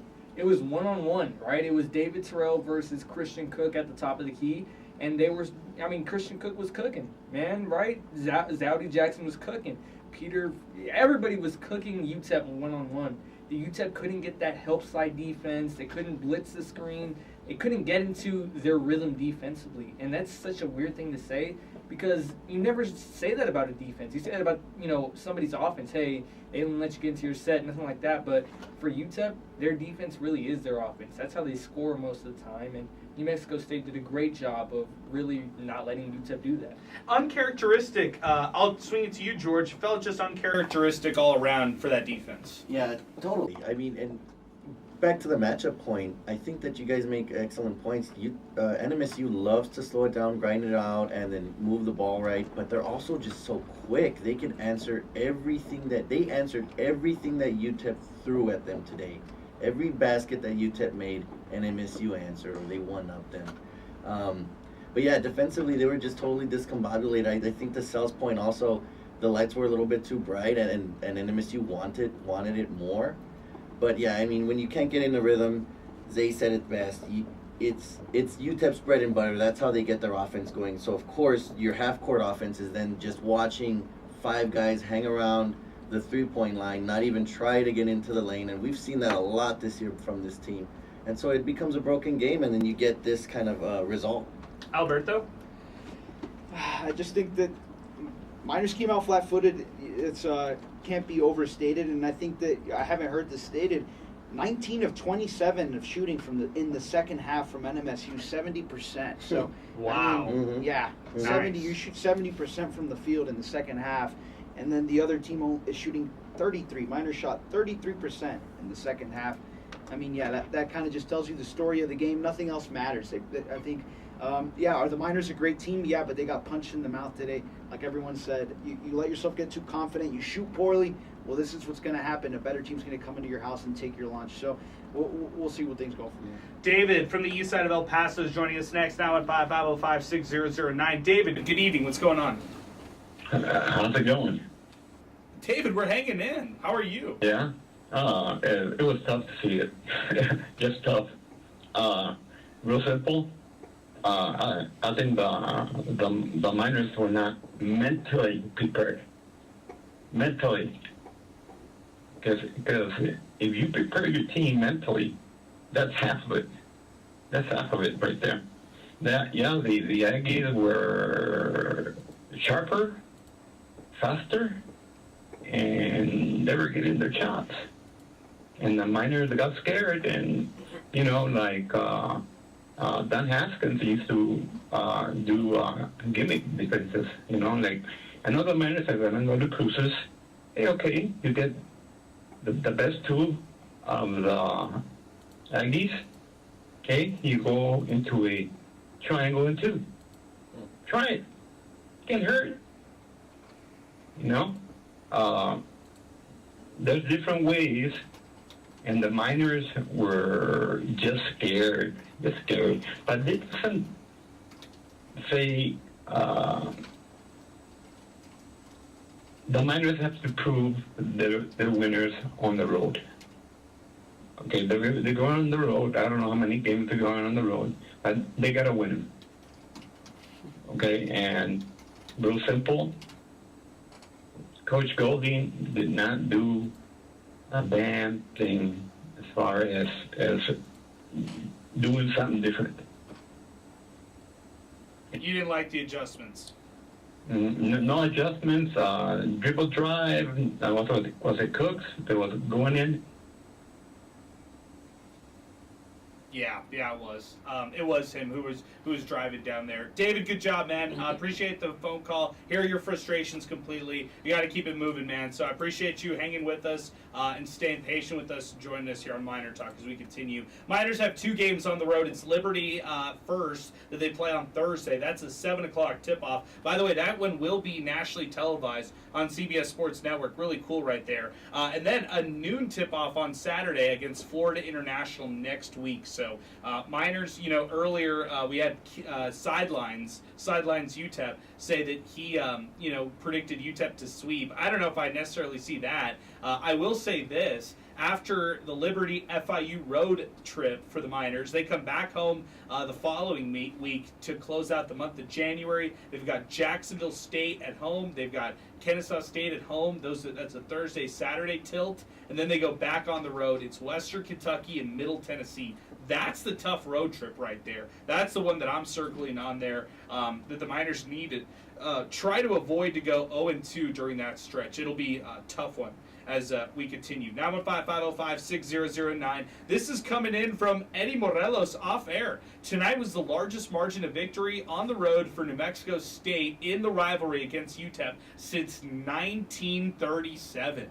Wow. Aggies won that game by 35 on January 15th, 1937. So there you go, almost 100 years ago right there, Eddie Morelos. Appreciate that. Adam Young sharing that one. I heard that one from Voice of the Miners, John Teicher and Steve Yellen as well in the post-game broadcast. So happy that we got that one cleared up as far as the margin of victory goes for UTEP in that one. Let's keep the phones moving. The phones are just simply not stopping, and we're not going to stop with them. 915-505-6009. John from Colorado is going to join us in just a bit, but first, let's get to Scott from Albuquerque. He's going to join us next. We've got one phone line available, 915-505-6009. That's our telephone number. Scott, good evening, man. What's going on?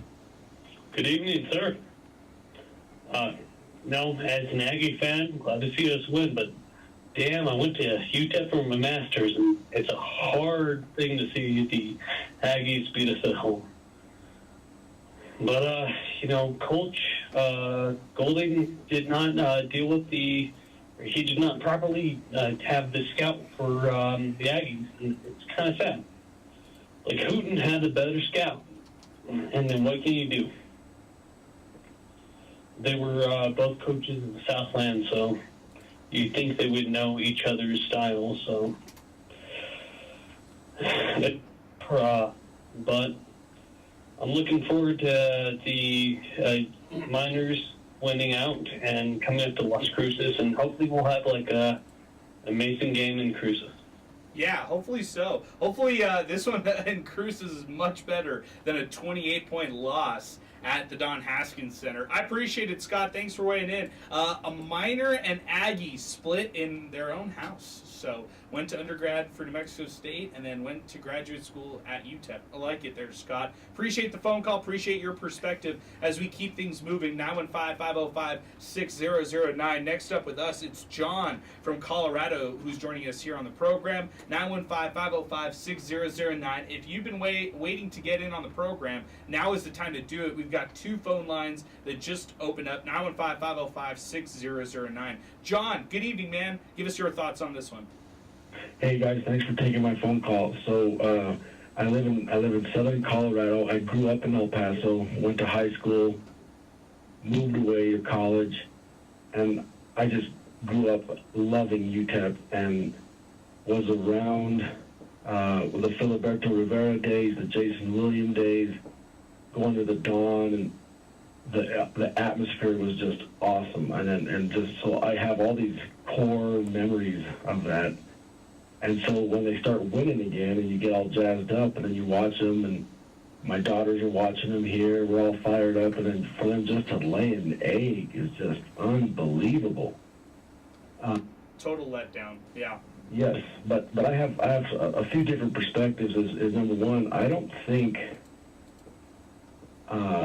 they weren't prepared. You have to understand, like they haven't played in front of a crowd like that at the Dawn. None of those guys have played like that. None of them. I think we need to pump the brakes a little bit, let them get this kind of experience. You know, New Mexico State, and you guys have talked about it. New Mexico State played at Dayton, sell out, beat the Lobos at the Pit, sell out. Like, they have some big game, big crowd experience. Those Miners haven't yet. Let's pump the brakes. They play phenomenal defense. That defense is going to travel throughout Conference USA.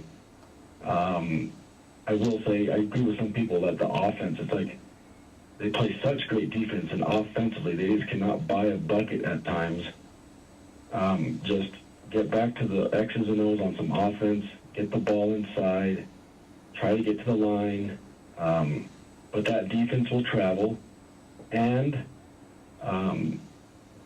they just got out-toughed. I like what Golding said after the game. They were out-toughed. You can't give up all those damn offensive rebounds in the first half. But I appreciate what you guys do. Go Miners. They're going to be fired up. We're going to be all right. Thanks, guys. Hey, appreciate it, man. Thanks for weighing in on the program. 915-505-6009. Great phone call there by John. Really like that one a lot. So good stuff there, John. I appreciate you weighing in on the program as we continue. Want to continue to mention that we are live on Inspo Lens on Twitter and X. You can also check out Inspo Lens on YouTube. Check them out online, inspolens.com. Inspirational video stories on Inspo Lens. That's at Inspo Lens News on Twitter and X. That's where we're live right now. Chris chimes in with us via Inspo Lens. UTEP is in 9th place in defensive rating with a 96.4 rating and an offensive rating of 109.1 in 8th place in Conference USA via Fox Sports Stats out of 10 teams. NMSU is 7th offensively and 6th defensively in those same categories. Also said UTEP is in last place in rebounds with 27.5 rebounds per game. Kennesaw State is first with 39 rebounds a game. NMSU is right in the middle. They're 4th with 36 rebounds per game. Sal, this was one of those stats we were ready to write off, just saying, hey, UTEP's going to lose a rebound margin every single game. Just pencil that in. Tonight, it was something they could not overcome. The rebounds simply, or losing off the glass the way that they did, simply was too much to overcome. Yeah, and what they usually do well, they didn't do well today. And you add on top of the fact that they're usually not going to out-rebound the other team. Today, That wasn't even in the plan at all. You could just scrap that out. But I promise you guys, just get it out of your head that they're going to out-rebound. That's not who they are. They're going to lose games when they get out-rebounded. They're going to win games where they don't even get as many rebounds as the other team. You got to do your bread and butter. They didn't do that today. This is Luca Miner texting into the program. He said, defense is going to travel? It didn't even travel from the locker room. With all due respect, I disagree with John. That's coming in from Luca Miner. Well, I'll just say this. This even goes back to some of our previous calls. The Miners on the road, that's where I'm going to be pulling out my magnifying glass and looking at this UTEP team to see what they really have on the road. I mean, you can win these games at home against Yale, and, you can beat Seattle at home, and you can have wins against, the likes of La Tech at home and Sam Houston State. Those are fine. And you know what? Somebody even called New Mexico State an anomaly. I could think maybe that could be the case, but I won't. I'll reserve judgment until I see this team on the road. Like, I want to see them against Liberty, Zay. I'm already ready for that one to tip off. After such a disgusting performance at home in a 28-point loss, how are they going to respond against a team in Liberty who right now, aside from New Mexico State, looks like the best team out of CUSA? Yeah, Sidelines talked about it earlier, right? The Utah Valley loss. They were able to bounce back from that, go on a couple wins after the San Jose State loss, right? You guys get, what I'm trying to get here. UTEP has done really, really good after a loss. We'll see how that comes to now, right? When you lose by 28 points in front of a sold-out crowd against your rivals. Every time I say that, it gets worse. But true. I mean, we'll see. We'll see. I mean, that Liberty game is going to tell us a lot about this team and how they're going to, respond to a loss like this. And it's on the road. Once again, Liberty, I mean, they've come in already into Conference USA. They have one of the better environments, I'd like to say, in the conference. So it's not going to be an easy win. They went into Liberty last year, picked up I think it was their second road game of the year. So I'm excited. I really can't wait for that game because I want to see how this team responds. Will they, respond the way we want them to, or will they just kind of lay flat down their face? To your point, Zay, last year Liberty beat UTEP at the Dawn, and then the Miners beat Liberty on the road. They beat them last year, by the way, 67-51. Curious to see if the Flames still have a bad taste in their mouth after that big loss to the Miners last year at home. So a couple other tweets to get to, then we'll go back to the phone lines. El Paso Visuals Deportivos. Ivan tweets into the program. UTEP loses by almost 30, and the guy who tries to play sports journalist says that he's riding the hot hand and picking them to sweep their next road trip against Liberty and FIU. Again, riding the hot hand. Way too many fanboys, talking heads, and no communications and backgrounds out here. Hashtag MinerTalk. And then Ivan goes on to say, I believe this team is better than riding tonight and could win on the road, but to say, quote, riding the hot hand after losing tonight by 28, this is coming in from Ivan saying, no mames. So, Ivan already throwing shots to our pal Sidelines. And, that's unfair to our pal Sidelines because I'll tell you this. I know our pal Sidelines, SSN_UTEP. He is not a UTEP journalist. He's not he doesn't pretend to be a journalist. He doesn't pretend to be somebody who's not. He's a true fan. And what he wanted to do by being a credentialed person this year was provide content for UTEP. And that's social media, man. So he posts these videos. He posts all this content all over the place. And I think he does a great job. So for him to, just say something like riding the hot hand, I don't think he meant that. Don't get it twisted, man. Don't twist people's words when they just simply slip on the tongue. That's all I'll say right there for Sidelines, just to back him up a little bit right there. 915-505-6009. Our pal Ivan always with some stuff, funny stuff here on the program. And as you heard there from the ESPN music, that's because we're going way past our time here. So let's do this. Let's pause 10 seconds for station identification. You're listening to MinerTalk, brought to you by Jack in the Box here on 600 ESPN El Paso.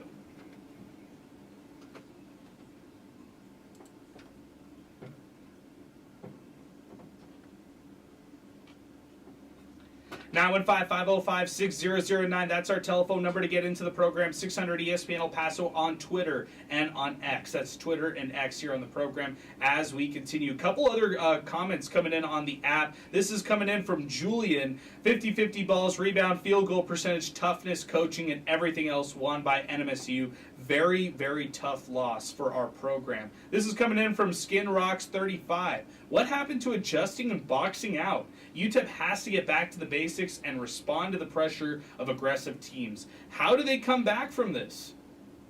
Well, they're going to have to just wake up tomorrow and kind of get back to it, man, like nothing really happened, and get back to it and try to right the wrong on the road against Liberty. I guess that's the only way that they can kind of do it right now. Poncho checks in on the program, says UTEP men's basketball and head coach Joe Golding got embarrassed at home. Golding is not a good coach. UTEP does not have a great inside game, and he could not figure out how to stop the Aggies. This entire offseason this entire offense revolves around three-pointers. Jim Center needs to start looking for a new coach. Steve Kaplowitz, there were a lot of empty seats for the alleged sellout. Either UTEP or Ticketmaster or both are running some kind of scalping scheme. #MinerTalk. I don't know what to say about either of those. I'm just going to read them here on the program as we continue. Augustine, I just want to know what happened. Did UTEP players crumble under pressure?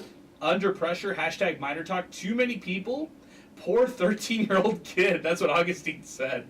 Oh, man. Brian chimes in. My friend and I's reaction says it best. Well, maybe this game can help the team wake up from the circus performance. Happened after Utah Valley and Louisville, and maybe now. But then again, all that matters is what happens in March. Am I right? Picks up #MinerTalk. Rudy chiming in on the program. Hearing some crazy overreaction post-game conversations at a local restaurant about tonight's game. Everyone calm down. At Coach Joe Golding is still the man. #MinerTalk. I think people definitely can calm down a little bit. I think, get it out on MinerTalk. Let yourself vent on here on the program, and then turn the page next week, because this does not mean the sky is falling. For the casual fans, yeah, it is the sky is falling. So we'll keep it moving. This is coming in from Ruben Ramirez at Rutang. How can the fans give you a sellout and you get what you asked for? And just like during football, this is how you reward your fans. Expect 4,000 fans next game, maybe. #Miners blow it. We haven't seen that hashtag. That's pretty funny right there. Let's keep it moving. It's Ruben who's joining us next. 915-505-6009. Ruben, good evening. What's going on?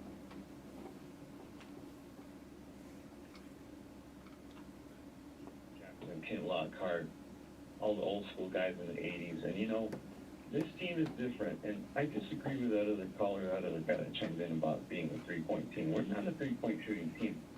What we are is a transitional, fast-breaking, we like to steal the ball team. And once UTEP starts stealing the ball, once they start to get in transition game, and then they start to get their flow going, and all of a sudden we got alley-oops, we got dunks, and everybody gets up. And then on offense, we start to do the driving. But in this game, for some reason, our team just couldn't get those steals and just couldn't get that transition game going. The last time we saw that was against Utah Valley, where UTEP, I don't know, they must have thought, we thought we were going to win real easy, and they showed up, and UTEP didn't even show up. And that was embarrassing. So now, we don't show up for this game. We can't steal, because NMSU, they're very fundamentally sound. We can't get any steals. All of a sudden, we're seeing UTEP walking down to get back on defense, and then Joe Golding went ahead and sat down a bunch of starters because they were walking down the court. They weren't even getting back on defense anymore. So there's something that happens where our is just shut down, and they're done for the night. And it might be 2 minutes into the second half, and that's what happened tonight. And I don't know, since Utah Valley, it scared me because UTEP wasn't even there that night. And you remember that game. It was scary. Because that was like a Division II team, or they became Division I. I don't even remember. No, they're Division I. And they spanked us. It was like 80-60 or something. And everyone said, well, that's the first game. Well, they shut off tonight the way they did against Utah Valley. And unfortunately, it was in front of Miss Nevada's, the new Mountain West coordinator or whatever. How embarrassing. Commissioner, yeah. Mm-hmm. Yeah, so me and my brother just sat there, and it's like, the crowd was real quiet.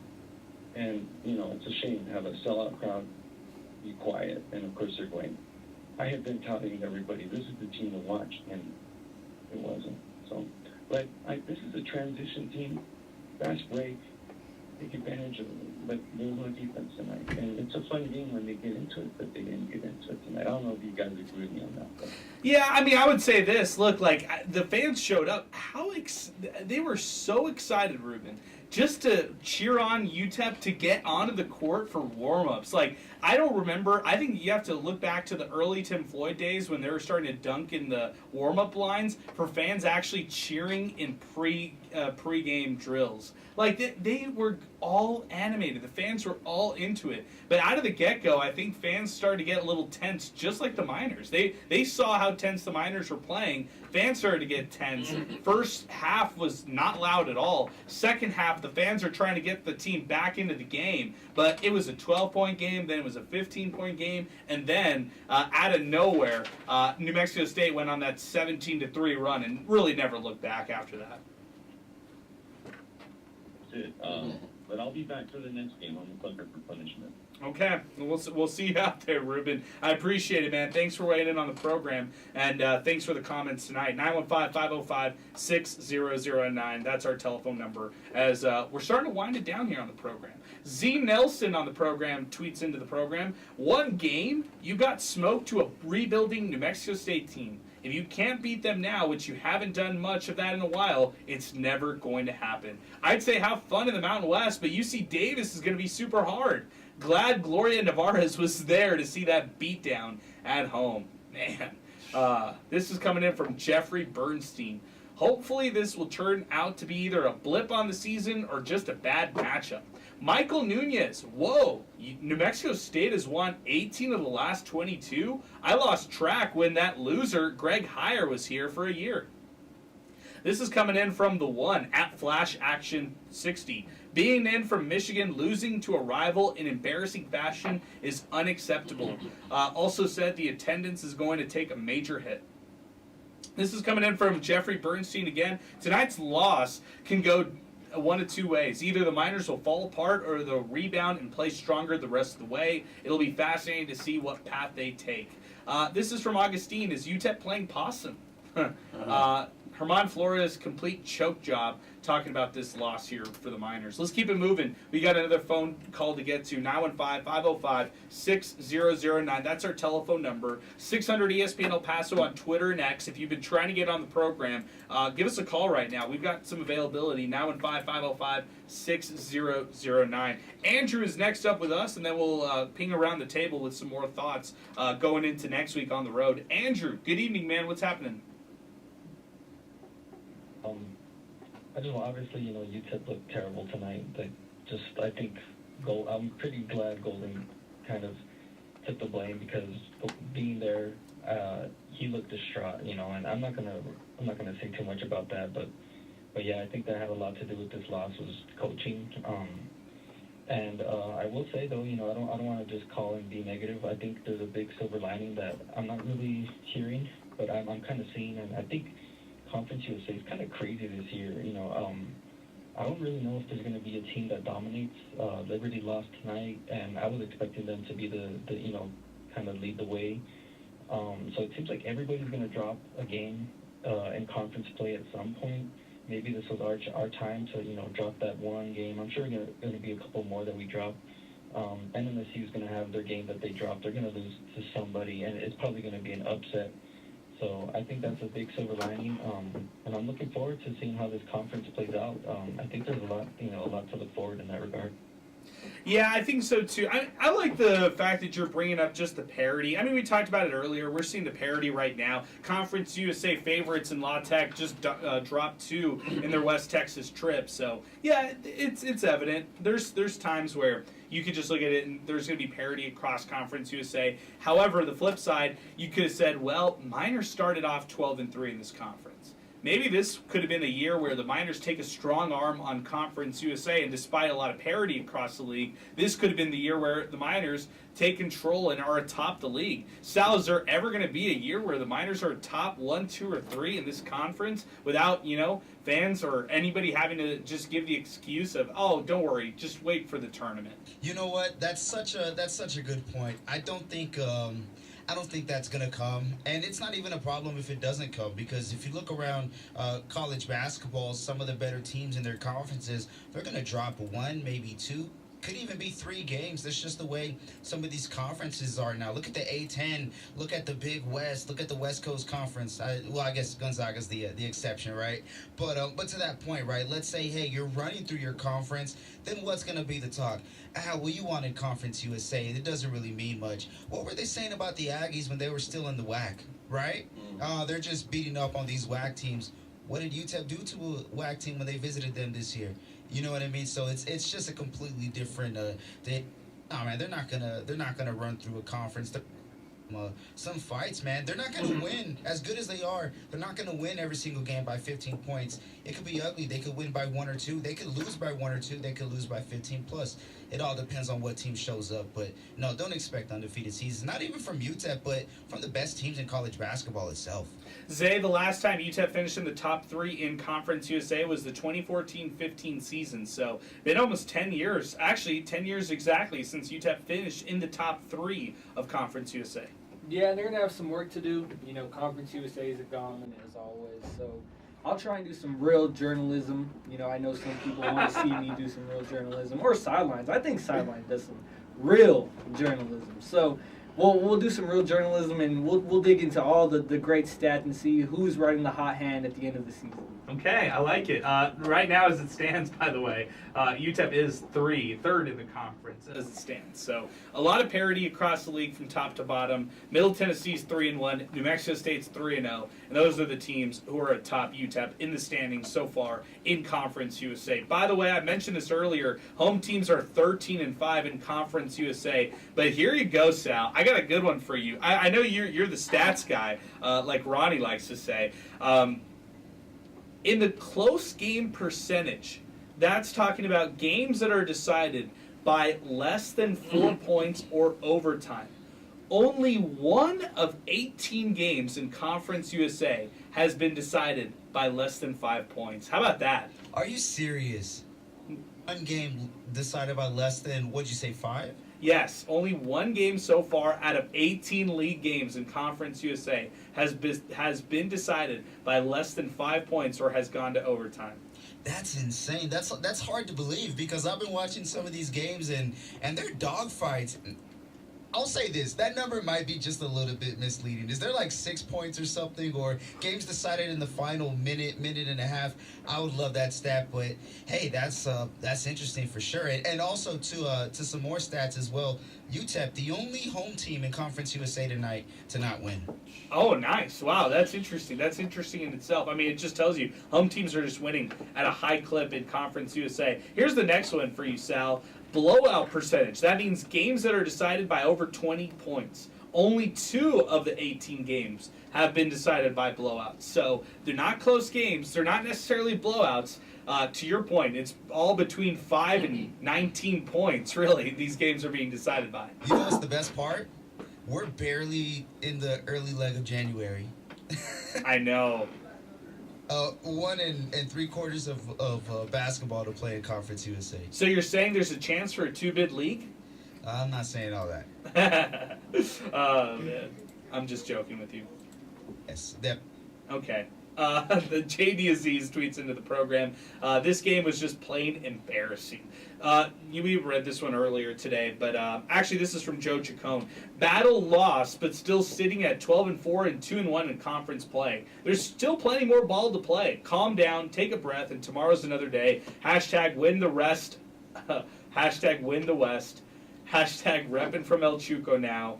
Hashtag Brock is my OG. That's all I'm going to read right now. Good stuff, Joe Chacon. Appreciate that. Yeah, I'm totally with you. Plenty more to play. A lot more college basketball, a lot more Conference USA basketball to play. And for the Miners, it just doesn't sit well. It'll feel nightmarish, Zay, when we're looking back on this one. This one will just feel like a nightmare. Miners go in with all the hype. They sell out the Don. They have all the hype around this game, and they just fall flat and completely lose at home. Yeah, it really is starting to feel like UTEP is just cursed, right? I mean, I feel like this is the conversation. We had it a little bit earlier, but there's so many instances of this happening. Like, what happened?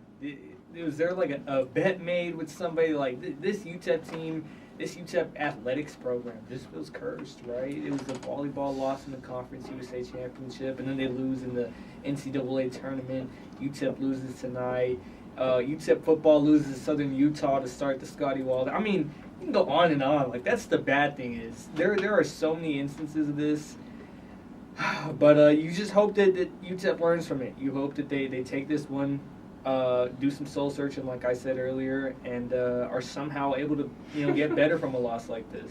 Devious tweets into the program, during the pregame workout, the Aggies seemed a lot more hyped and pumped up. Miners looked lethargic and way too relaxed. I dismissed that as being a negative, but it was just a foreshadowing of what was to come. I'll say this, George, I thought the fans were really into it early on, and I thought, in the pregame dunks and all that, the vibes were high. I don't know if I necessarily saw lethargic warm-ups. Did you? No, I agree with you. I think that was one of the most energetic crowds before an actual game that I've ever seen.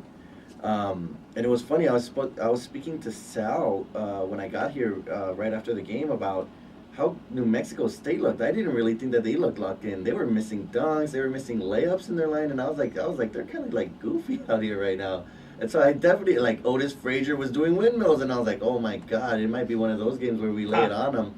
And it was the complete reverse. Maybe they spent too much energy trying to jump out the gym in those warm-up lines. I don't know, but it definitely wasn't a precursor to what we saw.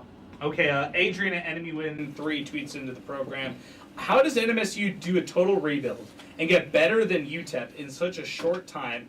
And UTEP is in year 4. Why do we keep getting it wrong? Alberto, how would you answer that? That's a great question. I don't think UTEP's necessarily getting it wrong, right? You lose one game, but in the greater scheme of things, I think you're in a great position if you're the UTEP Miners. And as far as this one, well, I think it's just you got to chalk it up to confidence. I think the Miners just came out way too confident. They got punched in the mouth. But I don't think that this athletics program is a basketball program is inherently doing anything wrong. I just think that today a better team came out and surprised them. I think you play too confident, and this is what happens. But I don't think that anything is being done wrong per se. Yeah, I'm with that. I'm with that completely. Guys, I think we're winding it down here on the program. I think everybody got what they needed to get off their chest here on MinerTalk and vented throughout. If anybody's listening to this, they want to say one more thing that we forgot to say, 915-505-6009. That's our telephone number to get into the program. 600 ESPN El Paso on Twitter and X, and 600 ESPNElPaso.com. Liberty on Thursday, FIU Saturday. Sal, is it a split? I'm picking split. I don't think they beat Liberty. I do think they beat Florida International, and that's how I look at next week. Miners come back home at 13-5 overall. Oh, it's tough, man. I don't feel extremely confident saying a sweep, but I don't feel confident in saying that they'll get swept. So, yeah, give me the split as well. I don't know who. It could go either. I'll say this, FIU's record, just the way that they've played, especially in Conference USA, is not indicative of what their overall and actual conference record is. They're some dogs, man. They can put it on you. So if they have a chance, you got to look out. And a lot of teams in Conference USA, they have chances in these games against each other.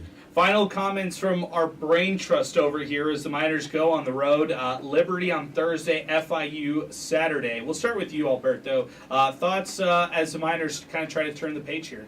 I think I'm expecting a great game against Liberty. They need a bounce back game. They need to get right game. So I'm expecting them to play hard out there. Liberty, whatever happens after that, I'm not too sure, but they need to take it to Liberty. They need to play absolutely lights out. If not, then you're really going to start to worry. All right, George, go ahead. Yeah, no, I definitely see them coming out with a much better effort than they did today. I don't know if it's going to be enough for the win. I think the rebounding still haunts them, but I think the defense gets into a little bit more of a rhythm here. and kind of gets back to where they were before this game, and at least makes it a game out in Lynchburg. But I am with you guys. I think it's a split, and I think Liberty's the L there. All right, go ahead, Zay. Yeah, I'll go with everybody else. I think it's a split. Yeah, we'll see. That Liberty game, it really is going to tell us a lot, right? If they come out with some energy and some passion, right? Obviously, anything can happen in a Conference USA road game. We could see UTEP go undefeated. We can also see UTEP get swept on the road. Like, no clue what I'm expecting from this team on the road conference play. But, yeah, I mean, tonight, obviously a big letdown, 12,000 on the dot in the Don Haskins Center, which is cool. I like that they go with 12,000 for the official, seating attendance. 12,000. Like, it sounds so much better than 11,892. Like, get out of here with that number. 12,000. Sal, you don't like the 12,000. Laughing because I'm like, how is this even possible? I mean, whatever. They counted me. They counted the scores table. They counted Zay. They counted sidelines. They counted visuals deportivos. Yeah, they counted all of us. Exactly. That's how they got to 12K. But that'll do it for us here on the program. Everybody, we really appreciate everybody chiming in on the program. We don't take ourselves too seriously at all here on MinerTalk, and we love to have fun. Special thanks to Win Supply El Paso. They deliver the hot hand of the game. We're awarding David Terrell Jr. 17 points, 7 of 11 from the field. He had 5 assists in this matchup in 29 minutes, but it was a tough one to award anybody here on MinerTalk. We'll give David Terrell Jr. our only award here on the program tonight. And we will be back in action next week. Special thanks to Jack in the Box, the presenting sponsor here on MinerTalk. Special thanks to the District Pub and Kitchen West. We were out there before the game. Great crowd, great environment, and we had some fun out there at the District. We'll be back in action next week, and more to come with our programming as far as our live shows and also our pregame shows over there at the District. But for Sal Montes, for Zay Calindo, for George Guajardo, for Alberto Reta, for Inspo Lens and Chris, I'm Adrian Broaddus. We are signing off tonight. Thank you so much for listening to MinerTalk right here on 600 ESPN El Paso. Cruising down the streets of BP, you know where the Miners be. Tune in when the sun goes down, MinerTalk's the word in town. From the Sun Bowl to the lights, we're talking football every night. Win or lose, we're standing tall. El Paso's pride, we sing it on. MinerTalk, we're keeping it real. Every play, every drill. From the field to the mic, we're all in, ready to strike. El Paso nights, the stars so bright. MinerTalk's got the spotlight. Orange and blue, we never stall. Talking Miners standing tall. Franklin Mountains in the back, with the Miners on the attack. We break it down every snap. With every fan, we bridge the gap. The Rio Grande that flows so wide. MinerTalk's our city's pride. From the lows to the heights, we're here for those game nights. MinerTalk, we're keeping it real. Every play, every drill. From the field to the mic, we're all in, ready to strike. El Paso nights, the stars so bright. MinerTalk's got the spotlight. Orange and blue, we never stall. Talking Miners standing tall.